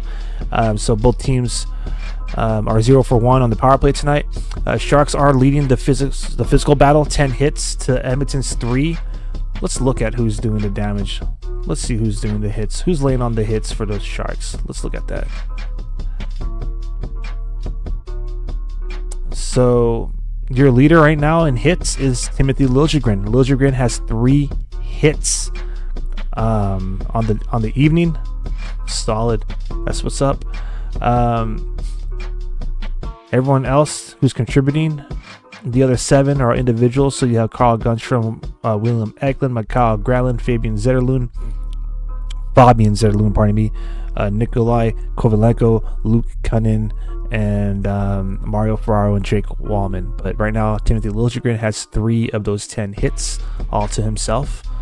So, maybe the best way to get out of a cold streak is to lay the body, right? Get out of that funk. Block shots, 8 for the Sharks, 6 for the Oilers. And while we're at it, let's see who's taking the damage. Luke Cunnin, Nikolai Kovalenko, Mikhail Granlund, Willem Eklund. Oh, my bad. That's incorrect. Let's see. Block shots. Luke Cunnin, Barclay Goodrow, Mikhail Granlund. Oh, that was right. Willem Eklund. Wow. Okay, I was like, am I reading the hits again? No. Wow. So those forwards are getting in front of the puck. Defensively speaking, Henry Thrun, Mario Ferraro, Jean Ruda, and Jake Wallman. So 8 block shots by 8 fantastic individual efforts defensively. 6 for Edmonton, 11 giveaways for the Sharks, 14 for the Oilers, 1 takeaway for the Sharks, 3 for the Oilers. Face-offs still not looking too great. At the end of the first period, it was 60% for the Oilers, 40% for the Sharks. As it stands now, 33.3% are going San Jose's way. Let's take a look at the face-off summary through 2 periods.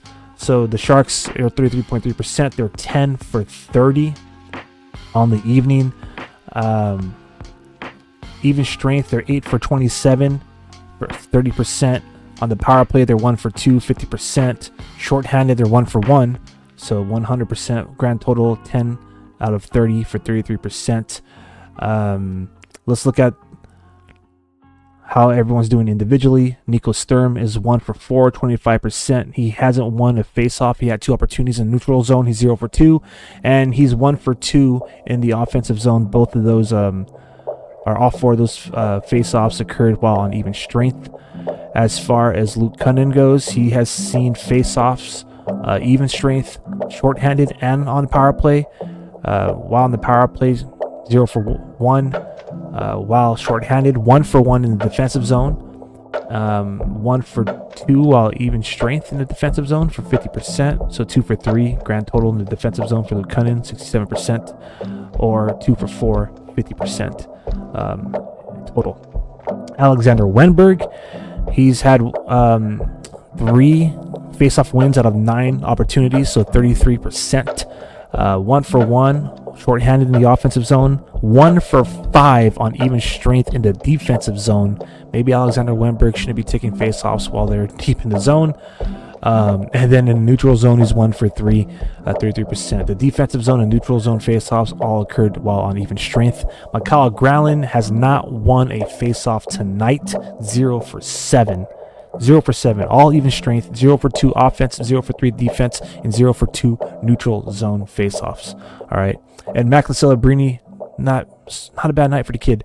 All of his face-offs came while on even strength. He's 1 for 2 in the offensive zone for 50%, 3 for 3 in the defensive zone for 100%, and 0 for 1 in neutral zone.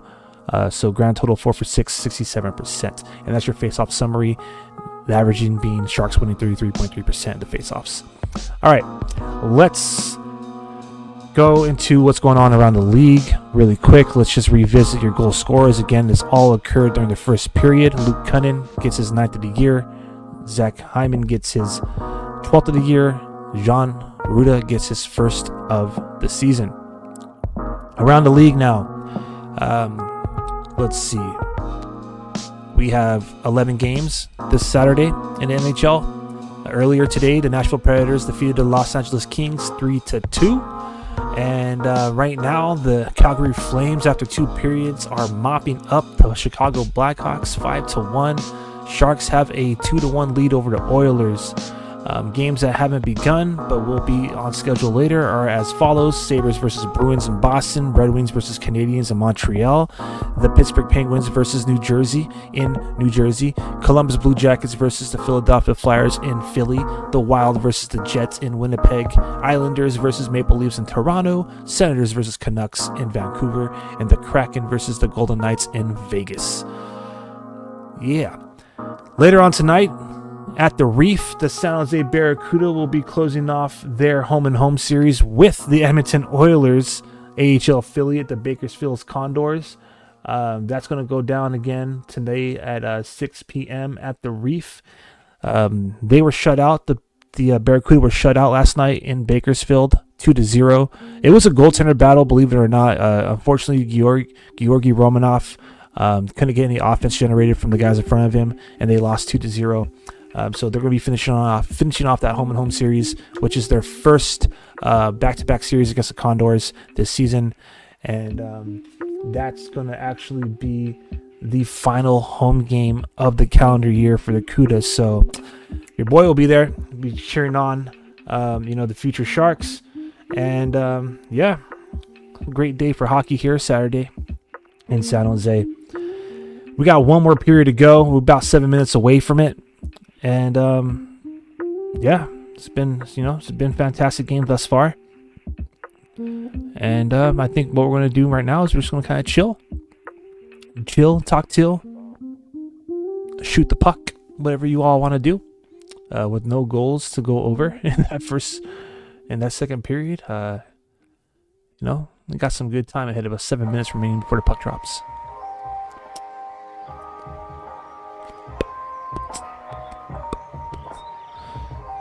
Chance to get me some juice.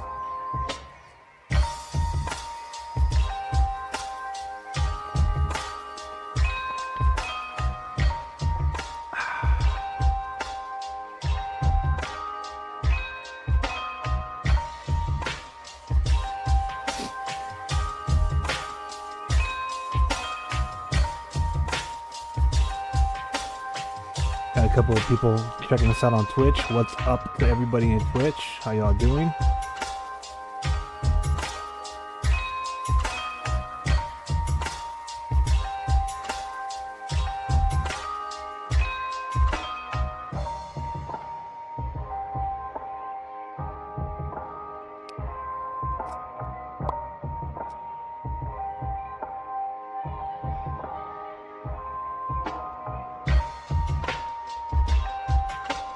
I want to rock it out right now for the next couple of minutes here. Let's do that.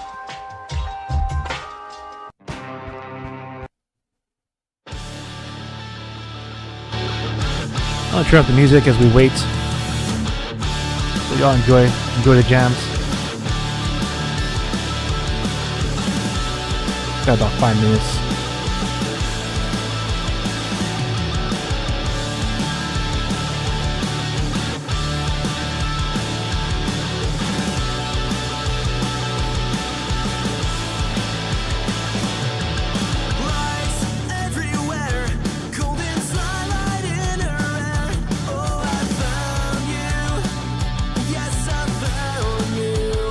Sending some questions to each platform individually.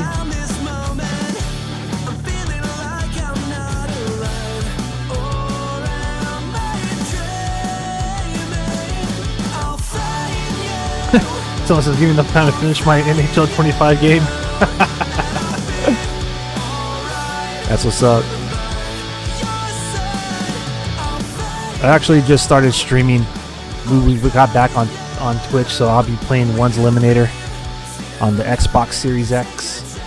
I spent about 2 years away from the NHL game. Just wasn't feeling it. But this game, they made a lot of improvements, so I'm back on there.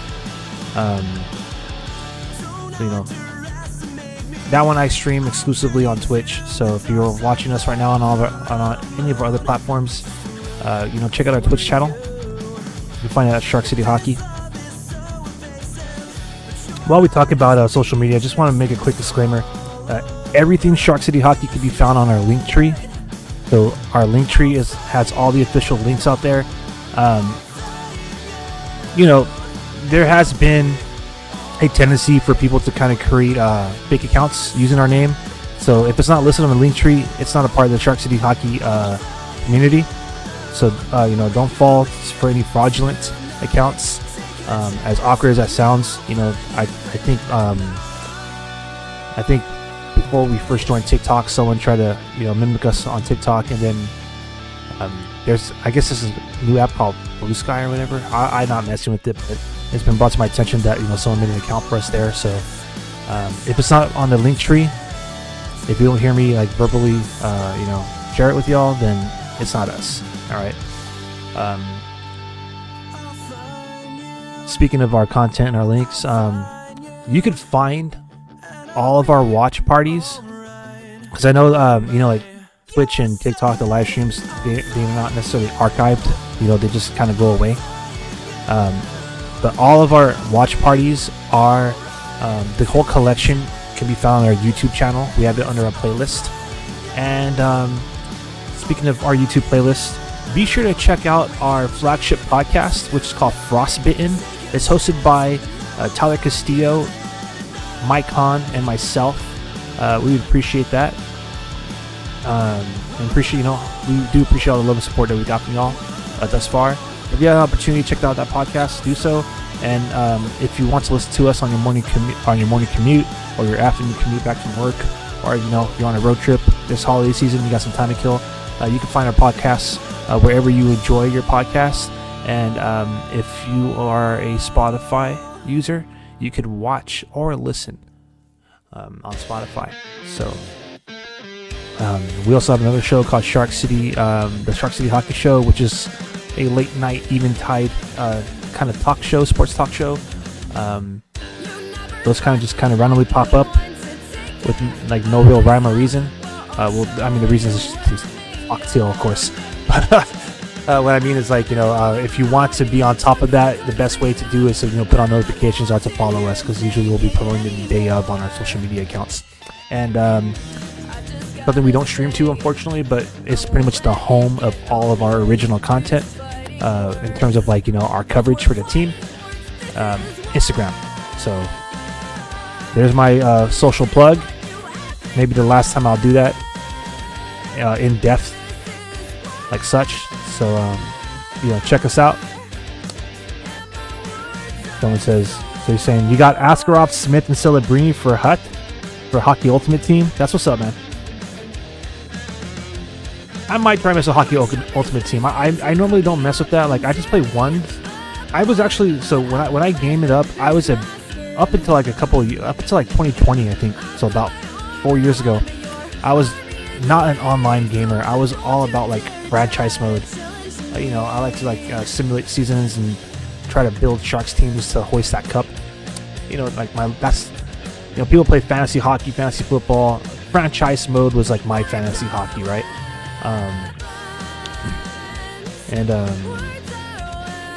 You know, I've been playing NHL video game franchise since Owen Nolan was put on the cover, right? So NHL 2001. My mom actually bought me my first ever NHL game way back with PlayStation. So I know PlayStation 2 was out at the time, but I had a PlayStation, all right?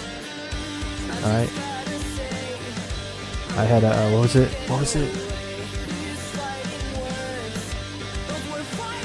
I have Gamecast. It's either Dreamcast or GameCube. I got Gamecast. I was kidding. Anyways, but I just had a PlayStation at the time. And then for my birthday, I got NHL 2001 with Owen Nolan on the cover, and that's been my hockey game ever since. I messed around with 2K back when it was $20. ESPN's 2K5, NHL 2K5. That was kind of cool, but I always liked the NHL better. And I don't mean any disrespect. It's just I liked it better. Some people will have an opinion on maybe how it's regressed over the years, and I understand, but you know, they're making their comeback. So yeah, been loving that game. Took a break off of it for 2 years. Now I'm back. The whole point of that story. So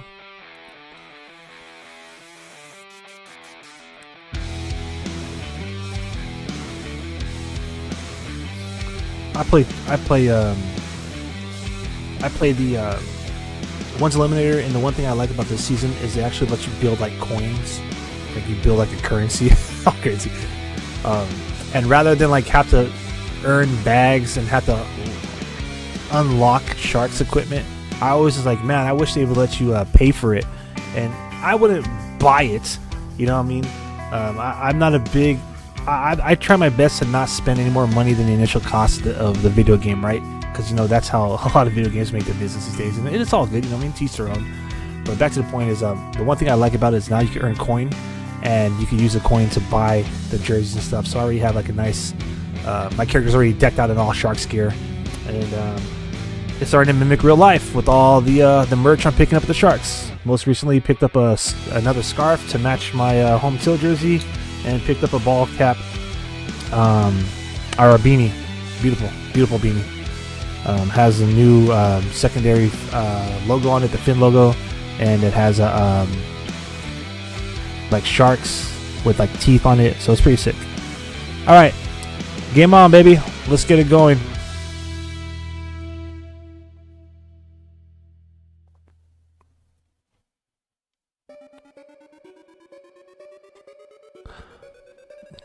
So you got your 6 versus 6 team. Been playing together since the start of EASHL in 2009. Damn, that's what's up, man.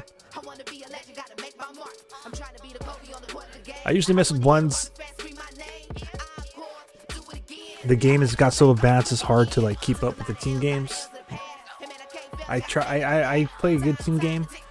It's just when I try to go 1-on-1 with like 5-on-5 hockey or 6-on-6 with like online.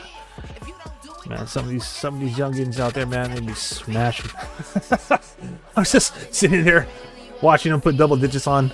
So I play ones. I'm pretty solid on ones. Every now and then I'll play to win, or I'll play to, like, you know, just be fun. There's times where I play a game and not necessarily trying to win, just trying to see how good the players are, how skilled they are. Nowadays, players are super skilled, but if I notice I'm playing like against someone that's not as skilled, I'll take the defensive route. I won't really like go all out. Try to keep it interesting. And I'm not one of those players that creates a super huge, tall player that no one could check, and all he does is shove you so you can hit the ice. But you know, to each their own.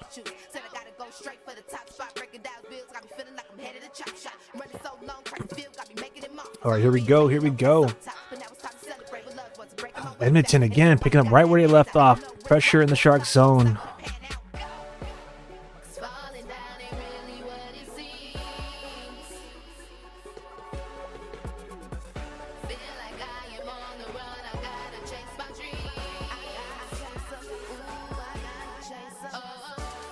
Thank you. All right.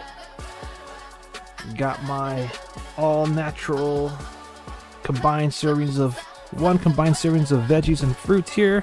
My V8 energy drink. So if you hear something crack, that's what that is. All right.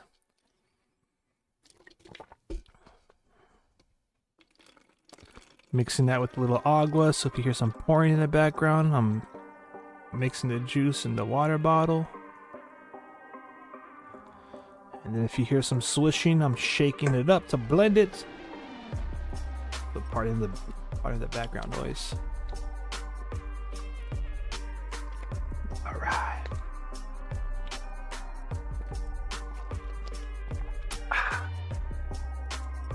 All right. Come on, Sharks. Ooh, thank goodness he found it right there.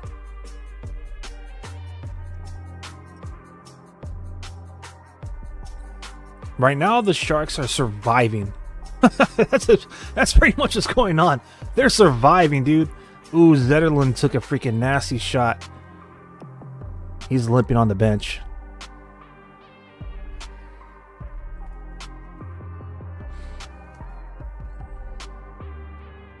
But yeah, the Sharks are just surviving right now, man. I wonder if I could find out the offensive pressure.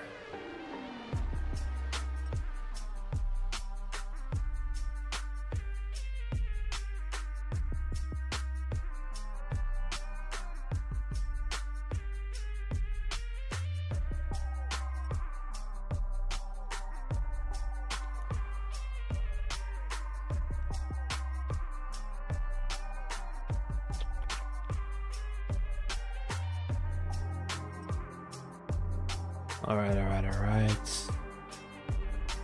Let's switch this song up. I don't see 'em on the losing side. They be riding for the reason they be genocide. Shoot 'em down, bow. Oh, 2-on-1. Kovalenko. Celebrini. Oh, freaking Pickard, man. Calvin Pickard, starting goaltender for the Edmonton Oilers. He wears number 30 like Yaroslav Askarov on the opposite end of the ice. Made a double stack save against Macklin Celebrini. 2-on-1 opportunity with Kovalenko. That would have been beautiful. We need that insurance goal, especially with the amount of pressure that Edmonton's had. We haven't been getting much opportunities. That's the Sharks' first shot of this period. Or is it the second? Second shot of the period. Remember, the Sharks only put up 7 shots on goal in the first and in the second. Ooh, Cordy Perry put Celebrini in the boards. It was a clean hit, but Celebrini took a nasty bounce. Looks like he kissed the glass there. He's still good though. I mean, Celebrini's been on the ice for more than 2 minutes, and he's not showing any sign of slowing down or looking for a change. Carries it in and shoots it on the net. I imagine he's going to the bench. He does. Good. Ooh! Grunstrom with the opportunity in front of the crease.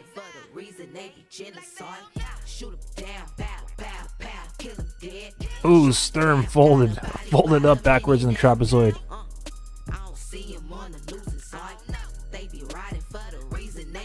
Alright, Smith intercepts the puck and dumps it deep as they change. That was a good play by Smith.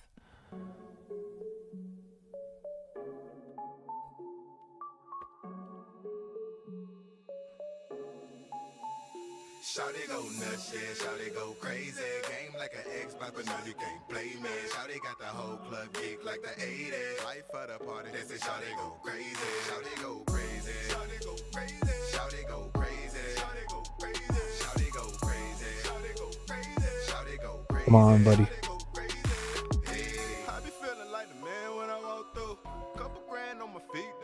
Good save by Askarov. Got some more questions saying here. Don't like this pressure right now? No, definitely not, man. I love the opportunity by Celebrini. I think the puck kind of bounces over the stick. Yeah. The puck wasn't necessarily settled. I would love to see Celebrini go 5-hole there. Looks like maybe Calvin Pickard was trying to bait him in it, but he definitely looked like he had it.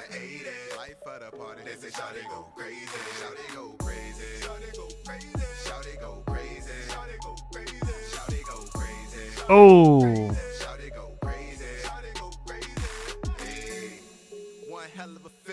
So as I mentioned before we went to the second intermission, pardon me really quick. Pardon me, my bad. Looks like Askarov is going to have a 40-plus save night, almost guaranteed. I mean, there could be a 50 save night tonight. We'll see. Oh, thank goodness! Woo-hoo-hoo-hoo! Sounding like freaking Super Mario right now, dude. Askarov was flat, laying down, stretched on the crease, and the puck goes wide open net. My goodness.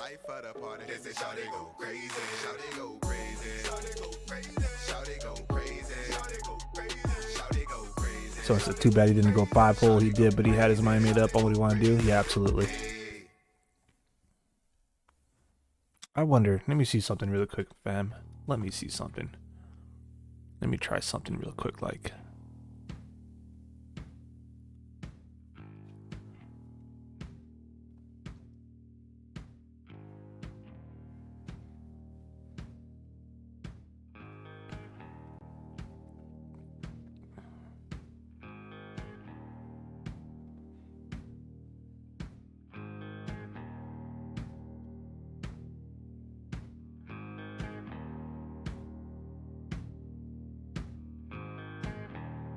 The Holland Tunnel,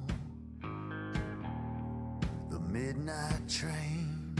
I need to dump somebody.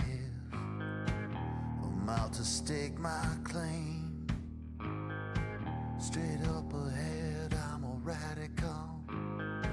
Straight up ahead, I'm a radical. Straight up ahead, I'm a radical. Straight up ahead, I'm a radical.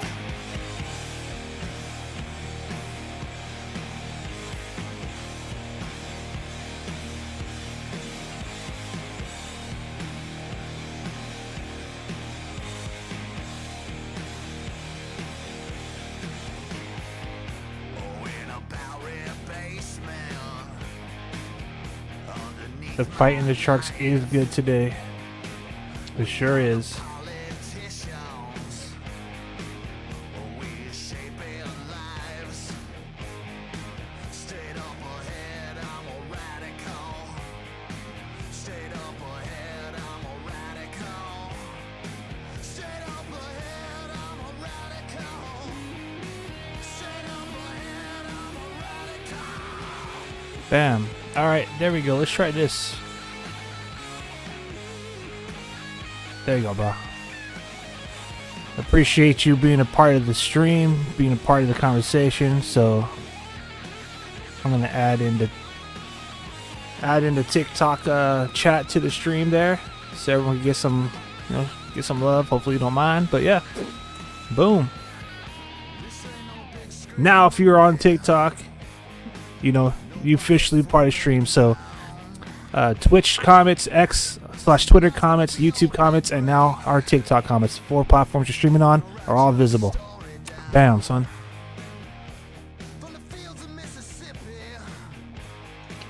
Again, to all of you out there who are watching on our new platforms, this is the first watch party that I'm doing, 3rd live stream. So the last live stream I learned to incorporate the comments. This one, now I'm displaying them. So we'll definitely have this all squared away and ironed out. As we begin a new year here. And again, just want to say thank you to everybody who's chiming in, wherever you're watching this live stream at. Because of all you out there, this is the #1 training live stream in all of Sharks territory, and obviously, the leading live stream platform that is run by Sounds Like Sharks fans, because that's what we are. Absolutely, obviously, a community of Sounds Like Sharks fans. All right. And hockey fans in general, because we do have some regulars that are like part of the other fan bases out there. So welcome to everybody, welcome to all. All right, 8 minutes, almost 8 minutes through this 3rd period. Dang, the shots keep pouring on.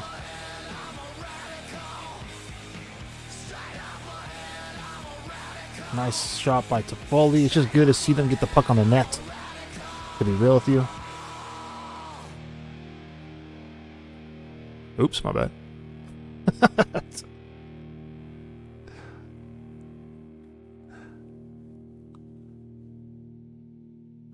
All right.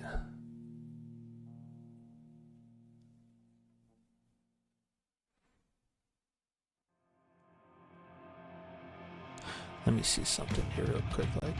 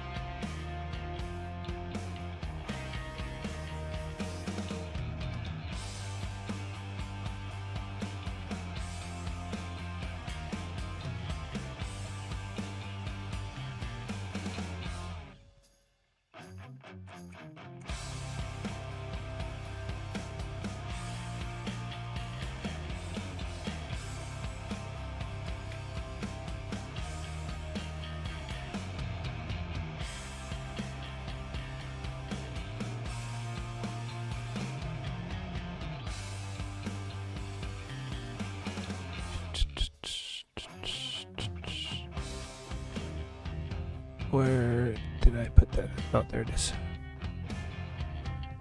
Boom. All right. There we go. All right, let me know who you got, fam. Let's see that we've increased our live audience here. Numbers are increasing, so let me know who you got. Sharks or Edmonton.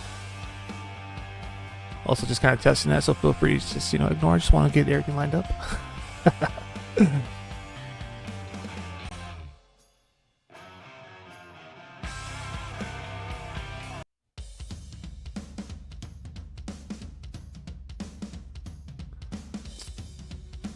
Absolutely. San Jose all the way, baby. Here we go. Halfway through this third period, or approaching halfway through the third period. Sharks finally getting some playing time in the offensive zone. Icing by Edmonton, so got some, sustaining some pressure there.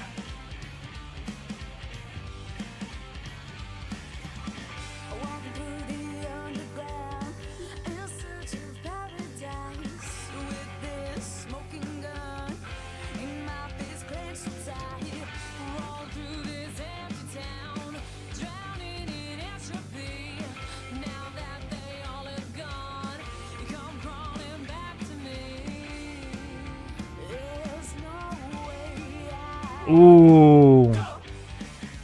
Almost. All right, here we go. Sharks are finally generating some shots. They're not getting the net, but at least they're generating some offense. You know what I mean? And they got Nerson Kulak out there for almost 2 minutes, so some solid pressure for the Sharks as we get to the halfway point of the third period here. All the all the goals were scored in that first period. Luke Cunningham with the shot. What up, brother? Your team looks better lately. Yeah. Unfortunately, they're not getting the dubs, but they've been looking pretty solid, man. They're still figuring it out.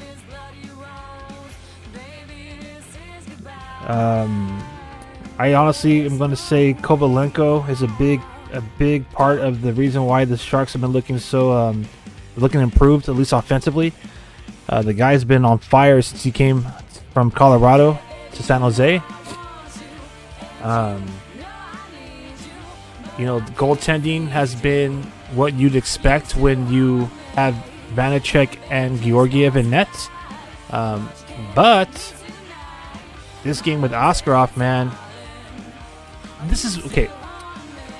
Everybody knows Mackenzie Blackwood was on his contract here. They know that he outplayed his contract in San Jose, meaning that he was definitely due for a significant bump. He wanted to stay in San Jose, all right? So who's to say that he wouldn't take a contract that was team-friendly in order to stay here? I don't know, right? But bottom line is this. This is why Sharks fans really want to see Mackenzie Blackwood stay and have Yaroslav Askarov, because we have had the perfect 1-2 punch in net, the perfect 1A, 1B goaltending tandem. And, I mean, look at Askarov. I don't want to jinx it, but damn, dude, the guy's almost at 40 saves. It's amazing. Celebrini is real, absolutely. Cunningham's surprised, too. Luke Cunningham's doing good today. I mean, Luke Cunningham's been solid since last year. I mean, there's a reason why he's an alternate captain on the road. But yeah, Celebrini, man, he's the real deal. He made a believer out of me. I mean, I knew that the kid was talented for the leagues that he played into. I was skeptical about how that was going to translate onto the NHL. But damn, dude, he made a believer out of me. Like, I figured, okay, we'll see how he does on the team. And it's not just his points. It's not just the stats, dude. It's the way he handles the puck. It's the way he creates offense or space on the ice. His shooting ability, his ability to control the puck. He doesn't even look at the puck sometimes. Like his ability to, his offensive and defensive awareness. Like it's just complete package, man. And I remember when I attended my first practice in San Jose, I was like, damn, well, it's real. And then when I watched him play some games in the preseason, I was like, all right. And then watching him opening night the tank, I was like, okay. Unfortunately, he was injured for a minute, but when he came back and watching him since, it's been a delight, including the last game that we went to a couple of games ago, which he did like that backhanded between the 5-hole power play goal. Damn, dude, exciting times. Anyways, so yeah, I was skeptical about his ability to translate on the ice, being an 18-year-old, kind of on the smaller side. But dude, he's making these he's looking some of these vets look like they belong in the league below. And on top of that, what I'm really trying to get at is, I feel like I'm a believer. Like, he's definitely going to be a franchise star, like franchise player potential, dude. Anyways, so I got some other comments saying playing this Askarov, absolutely. The Riborini, very smart. There's another one. So this right here, shout out goes to our pre and post game and intermission host. So Alan Hoshida, he says, call their Brini. I'm all for it. Yep. And then going to TikTok comments, speaking of Mackenzie Blackwood, he played himself out of San Jose. Absolutely, he did. Absolutely. But could you imagine having Blackwood and Askarov in net? Dude. I think the Sharks, when they make moves like that, they call it business moves, but they say we're far from where we need to be, but we have all the talent, dude. We have all the talent in the prospect pool. We have an abundance of talent on the CUDA that we can infuse on this main roster that'll make us even stronger. And if we had Askarov and Blackwood in the net, who's to say that next year we're making a strong playoff push? You know what I'm saying? Like, obviously the Sharks have a plan. They're still kind of playing, the salary cap game. They're still playing the draft positioning game, and you'd have to be ignorant or, to believe otherwise. They're definitely trying to, get some, build up some more draft capital. But in reality, I personally believe the Sharks have had all the talent that they need to make a strong playoff push to start the season. But you still got some contracts you got to work through. Obviously, you wouldn't want a bunch of your future stars to all start their contract year at the same time, because it wouldn't be good for business to have half a dozen players due for a contract extension all in the same offseason. You know what I mean? So it makes sense. But yeah. Spears is turning into a goalie whisperer. Hopefully he can do it with... Oh, my bad, looking around. Askarov again makes some good saves. Hopefully he can do it with Georgi. And 2 years from now, playoff bound. Honestly, I think we are wild card bound next season. We could have been wild card bound this season, but it's not. It's we gotta trust the process.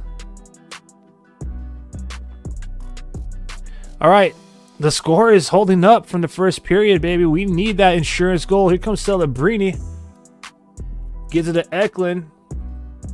Eklund cycling around the puck. Celebrini shoots a point blank and goes. Oh, save by Picker. I thought it went wide, but the goalie got a piece of that. Oh, that should be a freaking penalty. Oh well, Celebrini point blank, and that goes off of the blocker. Man, Celebrini's feeling it, people. Got a comment saying, I hope not. Typically 5 years of the top 5-10 gives you the big opportunity to win the cup. I feel you. You got to also keep in mind, though, that the Sharks do have over $40 million in projected in salary cap space next season. The salary cap is raising over, $90 million? So, it's maybe we could get that cup with, like we were talking earlier, like Haltunen, Musty, Dickinson, infused in with Caglioni. Oh, dude. Eklund. Willem Eklund went back to the bench, kind of holding his torso. What happened? But I feel you on that, if you could get, great drafts, top draft prospects, you could always, find yourself with the cup. And yes, just beat me to the punch. Blackhawks, Pens, Lightning, and Kings all won the cups that way. I feel you. So, the model is proven. And obviously the main goal is to have the San Jose Sharks name etched on that Stanley Cup. But personally, just me personally, I feel like we're one draft away from it. You know, maybe fill in the holes that we need this off draft season. And, you know, you have, you know, Dickinson, Luka Madulin, Luka Caglioni, who have yet to really, who have yet to get like that main roster spot solidified. Obviously, Shakir is doing some shifts. I hope to see Caglioni later on this season play a couple of games with the CUDA. But to wrap it up, you know, a couple of more players to be a part of the long-term plan. And yeah, I do see some cups in our future. Multiple cups would be outstanding, dude. If I could just see the Sharks raise a Stanley Cup, at least one, I'll be happy. I know, 8 years ago, right? 2016 was the closest we got as a franchise, but I don't want to. I know this is going to rub people the wrong way, but I honestly didn't think. As much as I love the Sharks, I didn't think it was going to happen. I mean, Sidney Crosby and the Penguins, they were Cup caliber team that year, and it showed in that series. Obviously, I had faith, and it's unfortunate to not see, you know, Pavs, Thornton, Patty, Marlowe get that cup. But I mean, the Penguins, they just showed it that whole series. They were just a better squad. And, you know, maybe if the Sharks had played anybody else in that series, it would have been a different story. So with that being said, like, it would be nice to see the Sharks get that, get a couple of cups with this squad that they're building. I'm hoping that we could make the playoffs and contend for a cup before the 2030s. That's for sure, dude. I want to at least get to the wild card next season, man. I'm working on a spreadsheet that I'll show my projections over the next few years. I'll share it with you. All right, for sure. Yeah, Pens are a faster, more skilled team. Absolutely, man. Absolutely.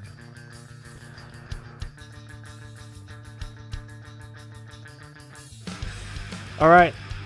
About 5 minutes and some change remaining in regulation. I imagine in the next 3 minutes, we'll see Calvin Pickard of the Edmonton Oilers go to the bench. I'm sure the Oilers will elect for an extra attacker, assuming the score stands. But let's see. Let's see, man. Let's see if the Sharks can get that insurance goal, make it that much harder for the Oilers. Oh! Whoo! The Oilers fanned on an open opportunity. A 3-on-2 now. Here comes Celebrini. And offside. Womp, womp, womp.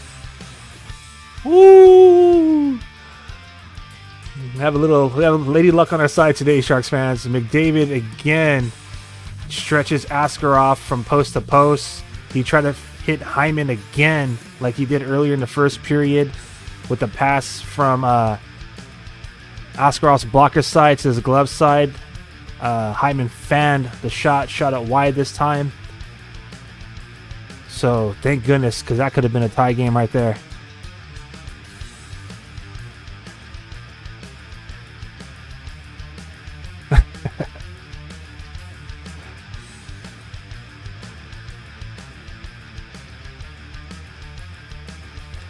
All right, baby, it's crunch time. It's chomp time, man.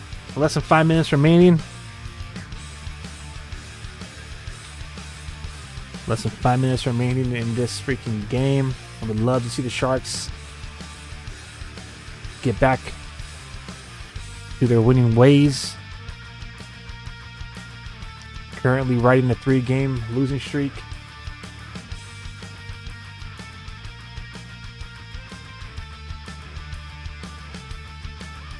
All right, Wenberg now. Let's try to fight the puck and put it deep.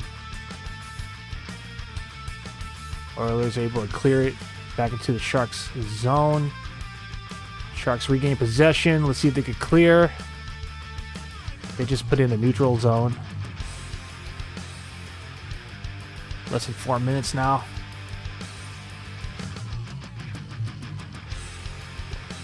They got their top line out there and they're blasting the puck from the point. McDavid hits the ice. Fans are crying for a penalty. Ain't gonna happen. Sharks are kind of getting caught standing still and watching the puck. And he put some pressure. McDavid drops. McDavid is dropping it. Oh, centering it for Oilers. No one's home. Sharks get it, and they clear the puck. Great clear.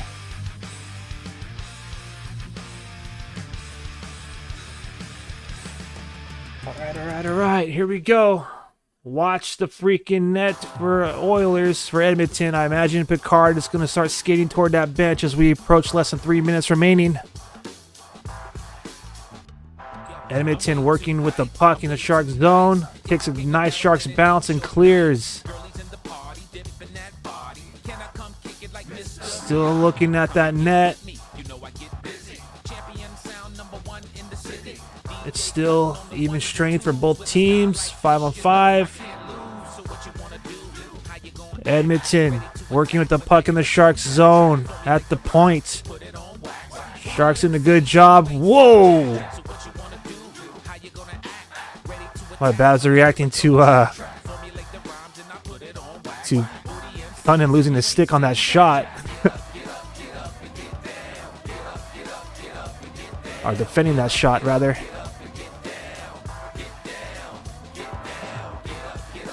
.com is saying Celebrini's out. Hopefully give him the puck, let us see him score. It would be nice to see him get an empty netter for sure. Less than 2 minutes now, fam. I only see 5 skaters, so I imagine that the goalie's still in the net. Maybe it's just a bad camera angle. Nice. Tyler Toffoli gets the puck at the top of the blue line and clears it. About 90 seconds, or less than 90 seconds remaining. Oilers now pressing. Oh, another miss. Woo! Draisaitl missed the net. Another wide open net missed by the Oilers. Thank goodness. They have pulled their goalie now. Here we go, fam. We just need an empty net goal. But it first starts with clearing the zone. The top line is out there. For the Oilers, they're stretching the freaking ice. They're stretching the passes across the ice. A lot of block shots by the Sharks. There we go. Wenberg's able. Oh, he couldn't clear it. It stops at the freaking blue line, and the Edmonton Oilers do the Sharks' job and clear it all the way down. Yeah. Come on, baby.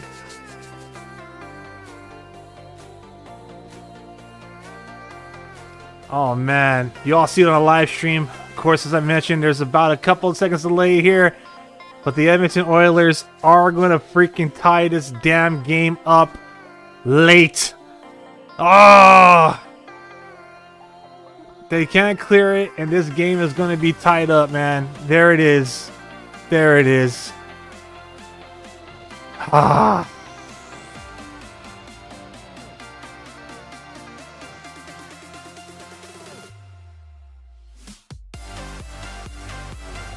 My goodness.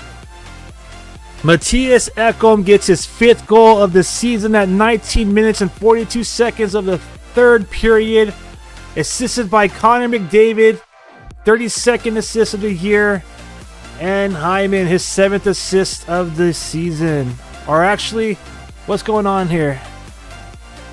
Yeah, that's right. I don't know why NHL is saying it's Hyman's goal. I said it correctly the first time. Damn, 17 seconds left. Again, the law of averages. All right, this game is definitely going to go into OT. So I'm going to step aside for a quick break. A quick 30-second, quick 60-second break. And we'll come back and do this OT, do that overtime. So don't go anywhere. Be right back, okay?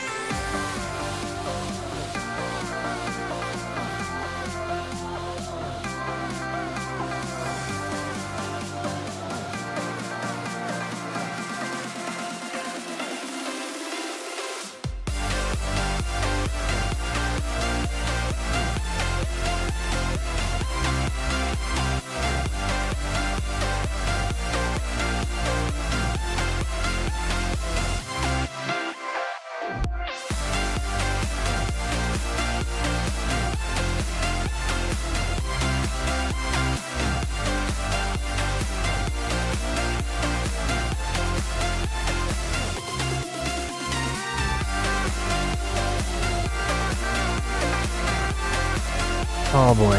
All right, here we go. 3-on-3 hockey with the Edmonton Oilers.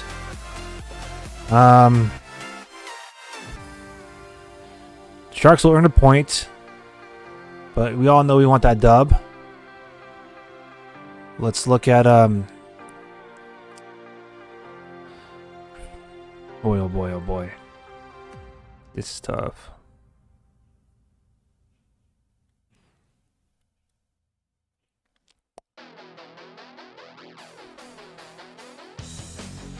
So, great effort. Unfortunately, it wasn't enough for the Sharks. Better shot total. That third period, the Sharks put 8 shots on goal. Edmonton, 11. 43 shots in total so far for the Edmonton Oilers. So, Sharks couldn't do a solid for Askarov. Askarov has made 41 saves. Unfortunately, on the 43rd shot, it gets past him. So here we go. Extra time, overtime. What a damn game. I mean, in reality, they're holding their own. Got to be proud of our boys, considering, not too long ago they played a number 1 ranked team in the NHL. And here they are playing one of the hottest offenses in the league. Going into this game, I'm not. Oh, he's celebrating. Oh man.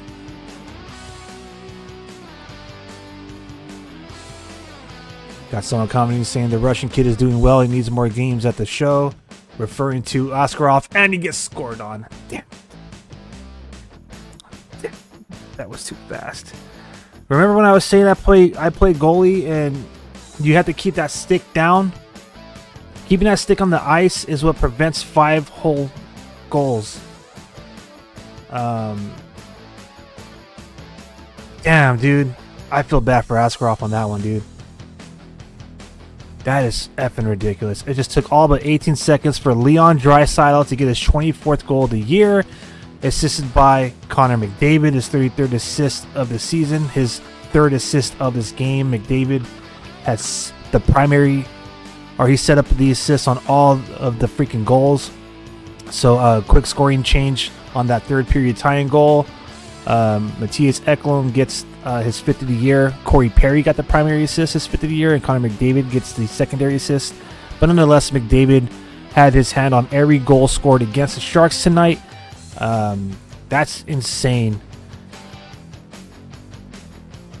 With less than 18 seconds remaining in regulation, the freaking Sharks allowed the game-tying goal, and with just 18 seconds into extra time, San Jose Sharks surrender the game-winning goal. Damn, son.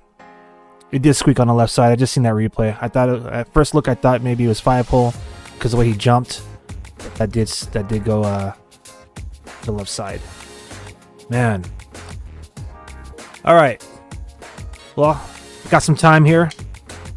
Got some time. I haven't ever really done a post game, if you will, or a wrap up, but why not? Yeah, that was a hard shot.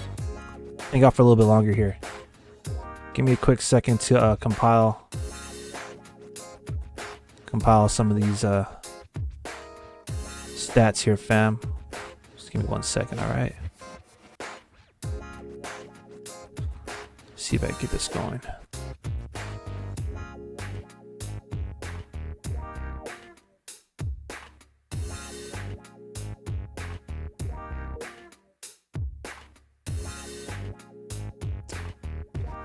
Oh boy, oh boy. All right.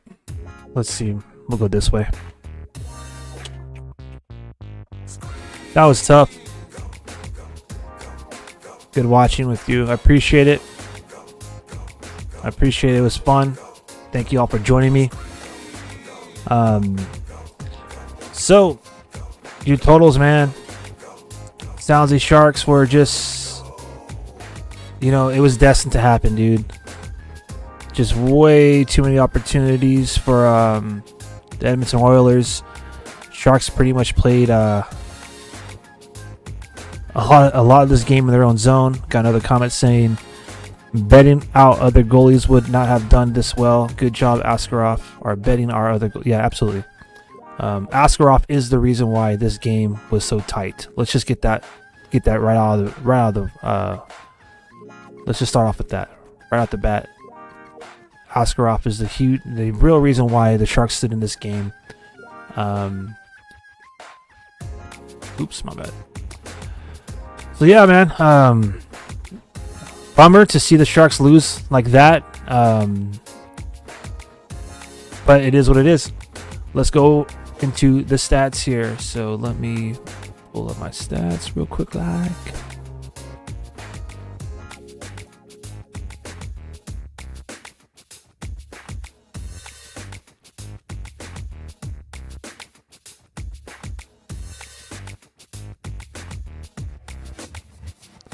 My bad, people, as I'm working this on the fly here. All right. So, your totals here. So, 22 shots on goal for the Sharks, 43 for Edmonton. Just one shot is all it took in overtime. So, Askarov, made 40 saves tonight. I still think he deserves to be the first star. Definitely for the Sharks. Obviously, the first star is more than likely going to be Connor McDavid. After all, he did have an assist on all the goals today.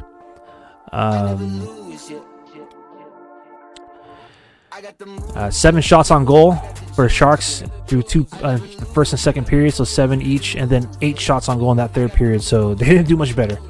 Let's get to the comments really quick. The future could be now. Keep Askarov playing at the NHL. All about the kids this season. Absolutely. The future could be now. They say the future is Teal.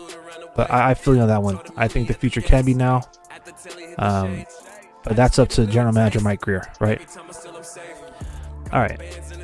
So, first goal of the game. Pretty much all the scoring went down in the first period with the exception of the last...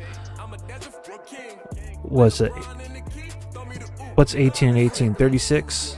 Well, it's like 17 point something, so we'll say 35. The last 35 seconds of this game, the Oilers are able to score 2 goals, the game tying and the game winning in overtime. So in that first period, Luke Cunningham opened up scoring at 3 minutes and 23 seconds into the first period. In fact, let's show you that right now.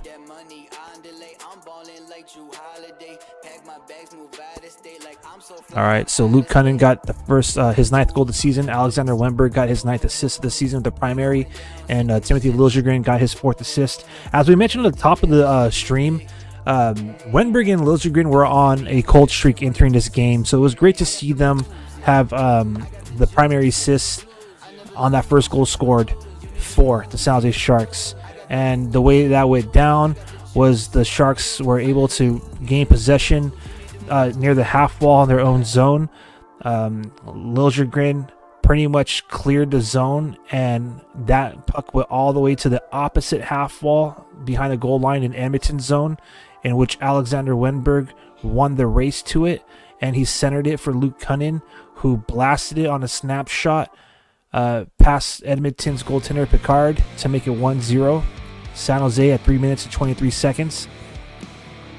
7 minutes and 7 seconds to the first period, Zach Hyman tied it up because Connor McDavid pretty much stretched Askarov with a post-to-post pass. Bouchard pretty much dropped past it to McDavid on the right side, so the glove hand side of Askarov, the face-off circle, and McDavid carried the puck from the half wall behind the Sharks goal line through the trapezoid, circled back into the opposite face-off circle, blocker side of Askarov, was able to thread a pass past Cunningham, and in between Goodrow and Ferraro, where he found Zach Hyman, who just wrist shot it, one-timed it practically past Askarov to tie the game 1-1 at 7 minutes and 7 seconds. The third goal of the game was scored by Jan Ruda. My bad on that one. By Jan Ruda. 2-1 San Jose at 8 minutes and 21 seconds. John Ruda's first goal of the season. Jake Wallman got his 28th assist of the year. He's the first Sharks defenseman to get 20 assists this season. In fact, NHL posted on X/Twitter that Jake Wallman is the 9th defenseman to hit the 25-point mark this season. So he's played 31 games. He's become the fastest defenseman in San Jose Sharks history to record his first 20 assists with the franchise, besting Erik Karlsson, who had the previous record for fastest defenseman to record 20 assists back in 2018-19. So Karlsson did it in 34 games. Jake Wallman did it in 31. This guy's been freaking outstanding. Got another comment saying, I'll try to be back for next game. Thanks and have a great holidays. Yes, YouTube, brother. Happy holidays to everybody out there. You know, Jake Wallman, you know, he's been outstanding for the Sharks. Macklin Celebrini got the secondary assist on that, his 12th of the year. Continuing to be hot with his point scoring streak. And that was pretty much your goals. That was your goal. So really quick to comment on the John Ruda goal. John Ruda goal. My bad. Say that 7 times fast. All right. What did it say? Say 7 sizzling sausages sizzling in a saucepan. Anyways, for that Jan Ruda goal, pretty much Jake Wallman carries a puck into Edmonton's zone, in which he dumps it back to the point where Ruda was at. A lane opened up in the slot, and he just wrist shots it past Picard to make it 2-1 Sharks. And that was your score through 2 periods. In the third period, with just 17-point change seconds left, Matthias Ekholm gets his 5th goal of the season, assisted by Corey Perry and Connor McDavid. You know, same deal. They had an extra attacker. They were, passing the puck, making the Sharks work from side to side.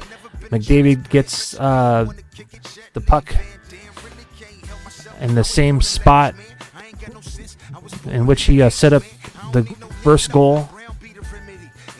Left side, blocker side of Askarov in that face-off circle in the Shark zone.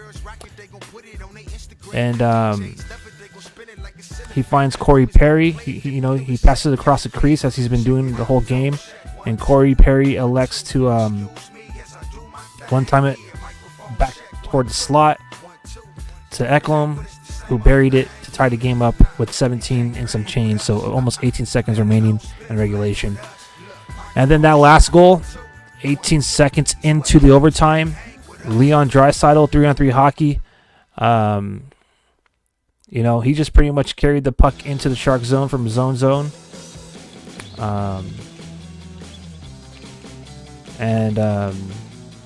He passed it along to Bouchard.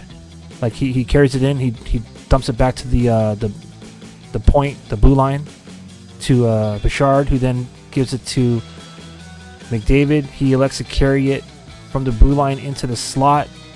He splits Jake Wallman and Celebrini, and Leon Draisaitl just blasts it and squeezes it past the blocker side of Yaroslav Askarov to make it 3-2 final after overtime. So it was a heck of a game. The Sharks,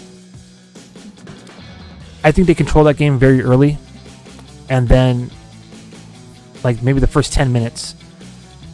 And then afterwards, like after that first goal, surrender. So we'll say like maybe the first like 7 minutes. But after that first goal, the pressure was on. The Sharks were able to capitalize with the Jan Ruda goal. But for the most part, for like 40 plus minutes, they were just playing in their own zone. They're just surviving. And unfortunately, they were not able to survive just 18 more seconds before regulation. And that right there was pretty much the game. So damn. Unfortunately, the San Jose Sharks are going to, they get a point, but the losing streak does continue. nonetheless, the losing streak does continue. All right, let me see if I can do something here really quick. I want to try something real quick, fam.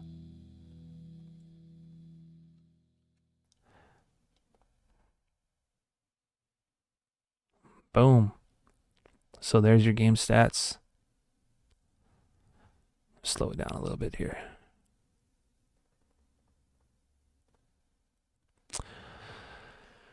So yeah, that's it, man. What a freaking game. Honestly, I think the best thing out of this is, Yaroslav Askarov was outstanding. He definitely shows that he could, hang in this big league. I know the plan is to get him more time on the ice with the CUDA, but let's just be Teal here. I think he's ready now. When you put up a performance like that, I think you're ready now. Of course, when Vitek Vanacek is back, Vitek Vanacek and Alexander Georgiev are on their contract year. They're both slotted to be unrestricted free agents this season. So I imagine that the Sharks' plan will be to try to either get their game, improve their game, get it up to par, and hopefully maybe try to move them for, some more draft capital, or maybe, some veterans on the roster. Who knows, right? When you're averaging about 3 to 4 goals against a game, I don't know what you're going to get in return for that. So just to be real with you. Or maybe they're just looking for 2 veteran goaltenders to kind of just hold it down and give us a better position to be top 5 in the draft. I don't know. I know they say that teams don't tank and they don't play for draft positioning, but when you have 2 goaltenders that are top 15 or bottom 15 in the league, and I don't mean this as disrespect, because they're more than able and capable of handling games and making big saves when needed. But back to the point is, when you have the likes of Askarov and Mackenzie Blackwood in the pipeline, and you elect to trade one and keep one in the CUDA, and then you go with Vanacek and Georgiev, more than likely the chances are is you're playing for draft capital and draft position. That's just my opinion. All right, so all that to say is, when Vanacek is healthy again, I expect Askarov to be sent back down without a doubt, and that's good for the CUDA, because with Alexander Georgiev and Vanacek being contract year, I imagine if the Sharks elect to send one of them down the wire, put them on waivers, there is the potential that they could be claimed and the Sharks get absolutely nothing in return for them. Or, there's the fact that, you might have a goaltender sitting down in the CUDA getting paid like $3 million. You know what I mean? So, it's, in terms of business goes, unless the Sharks, and I don't have any doubts in General Manager Mike Greer. He's been able to make magic happen with the trades. But, unless the Sharks find a trade partner for these goaltenders, I don't think they're going to risk potentially losing any of them by putting them on waivers. So, Askarov, I believe he's exempt. So, he'll be able to safely get sent back to the CUDA and, wait his turn more than likely next season. Maybe if the Sharks are able to move one of the goaltenders this season by the trade deadline or before the trade deadline, then maybe Askarov comes up and starts to make his bid or show the fans a glimpse of what next season will be as a starting goaltender. But as far as I'm concerned, I think that Vanacek and Georgiev are going to be the Sharks goaltenders for the remainder of the season. You never know, Mike Greer might be able to package them in a very attractive trade package during the deadline or before, who knows. But they're both on contract year, and I don't imagine them being re-signed in San Jose. Perhaps both of them will be playing for a role in San Jose next year, because they are on their contract year unrestricted free agents. So there's always that possibility of re-signing them. But back to the point is, I think this is our goalie tandem for the remainder of the season, with Askarov maybe getting called up at the end of the year after the CUDA season ends and before the Calder Cup playoffs begin, because that team is destined to go to the playoffs. You know what I'm saying? So there it is. I want to thank everybody who's been chiming in throughout the entire live stream here. I am Aaron James, creative at Shark City Hockey, and your host of Shark City Hockey's Watch Along Party with real-time reaction to the action. Today, the San Jose Sharks lost to the Edmonton Oilers by a final score of 3-2 in overtime. They're able to earn a point in the standings for whatever that's worth. And, this will be their second to final road game of the calendar year. Next game is going to be Monday when they are in Vancouver to take on the Canucks. And then they'll have the holidays off. So, Christmas Eve, Christmas Day, and the day after off. And then they have back-to-back games at the Tank Friday and Saturday night against the Vegas Golden Knights and the Calgary Flames. So pretty awesome stuff, man. Sharks will obviously finish the 2024 calendar year with the home game against the Philadelphia Flyers. That's going to actually be played on the 31st, New Year's Eve. So, it might be an opportunity to party at the Tank before, it's end of New Year and welcome to New Year. We got a comment on TikTok saying, how did we lose? Well, we lost by playing in our own zone for 90% of the game. That's how. The shots on goal is ridiculous. 22 shots against in that second period. Askarov stopped every single one of them. He made over 40 plus saves, or he made 40 saves tonight, and he honestly deserved that dub. But yeah, we weren't able to hold them off in the last 18 seconds, and we surrendered the game-winning goal in overtime in the first just 18 seconds in. So that's how we lost. And that comes off of TikTok. So thank you to everybody. Thank you to the whole Shark City Hockey community out there. So we are streaming across multi-platforms tonight, bringing you this live watch-along party. So more than likely we'll get together for Monday, unless I got some things I got to handle, because it is a pretty early game. I think it's around 4 o'clock. Oh, excuse me. It's around 6 o'clock, so that right there should be a good chance to get together. I think so. So, the best way to be on top of our live streams and our watch-along parties is to follow us on social media at Shark City Hockey. So, like, subscribe, put on notifications, all that jazz. We will be doing our live watch-along party, the final one of the calendar year for 2024 on Monday when the Sharks take on the Canucks. So, turn on your TV and watch, Randy and Drew, or turn on the Sharks Audio Network and listen to Dan Ruzanowski, and watch along with Shark City Hockey as we react and recap the games here. And because of everybody chiming in right now, because of all you out there, Shark City Hockey is the #1 trending live stream in Sharks territory. Thank you all. I'm a big San Jose Sharks fan, born, raised, and living in San Jose, California. I love this team, and I love being creative, and I love the community that we've all created here. So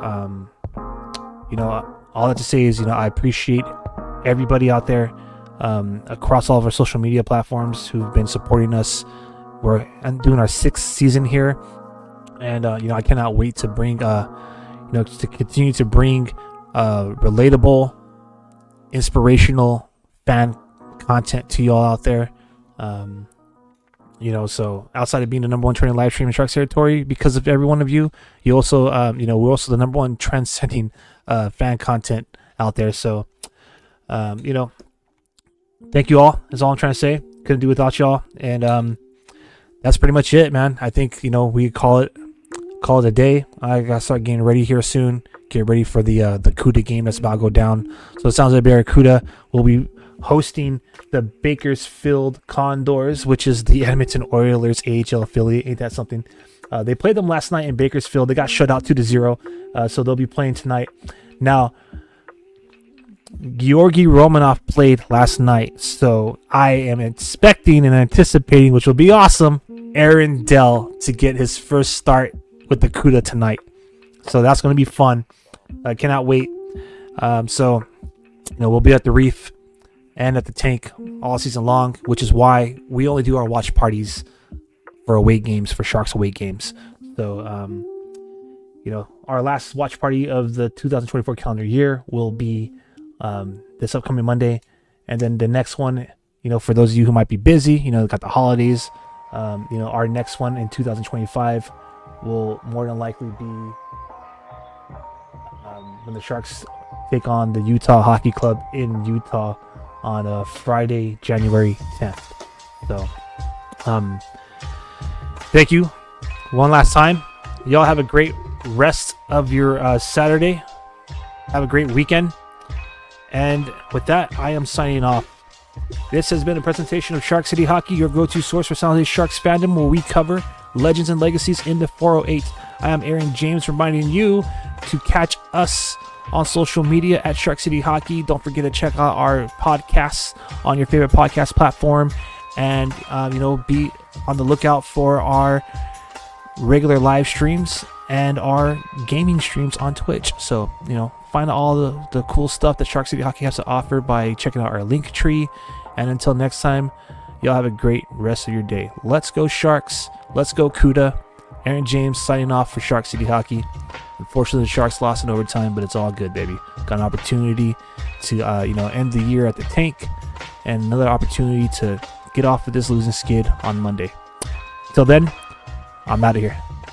Be safe, y'all.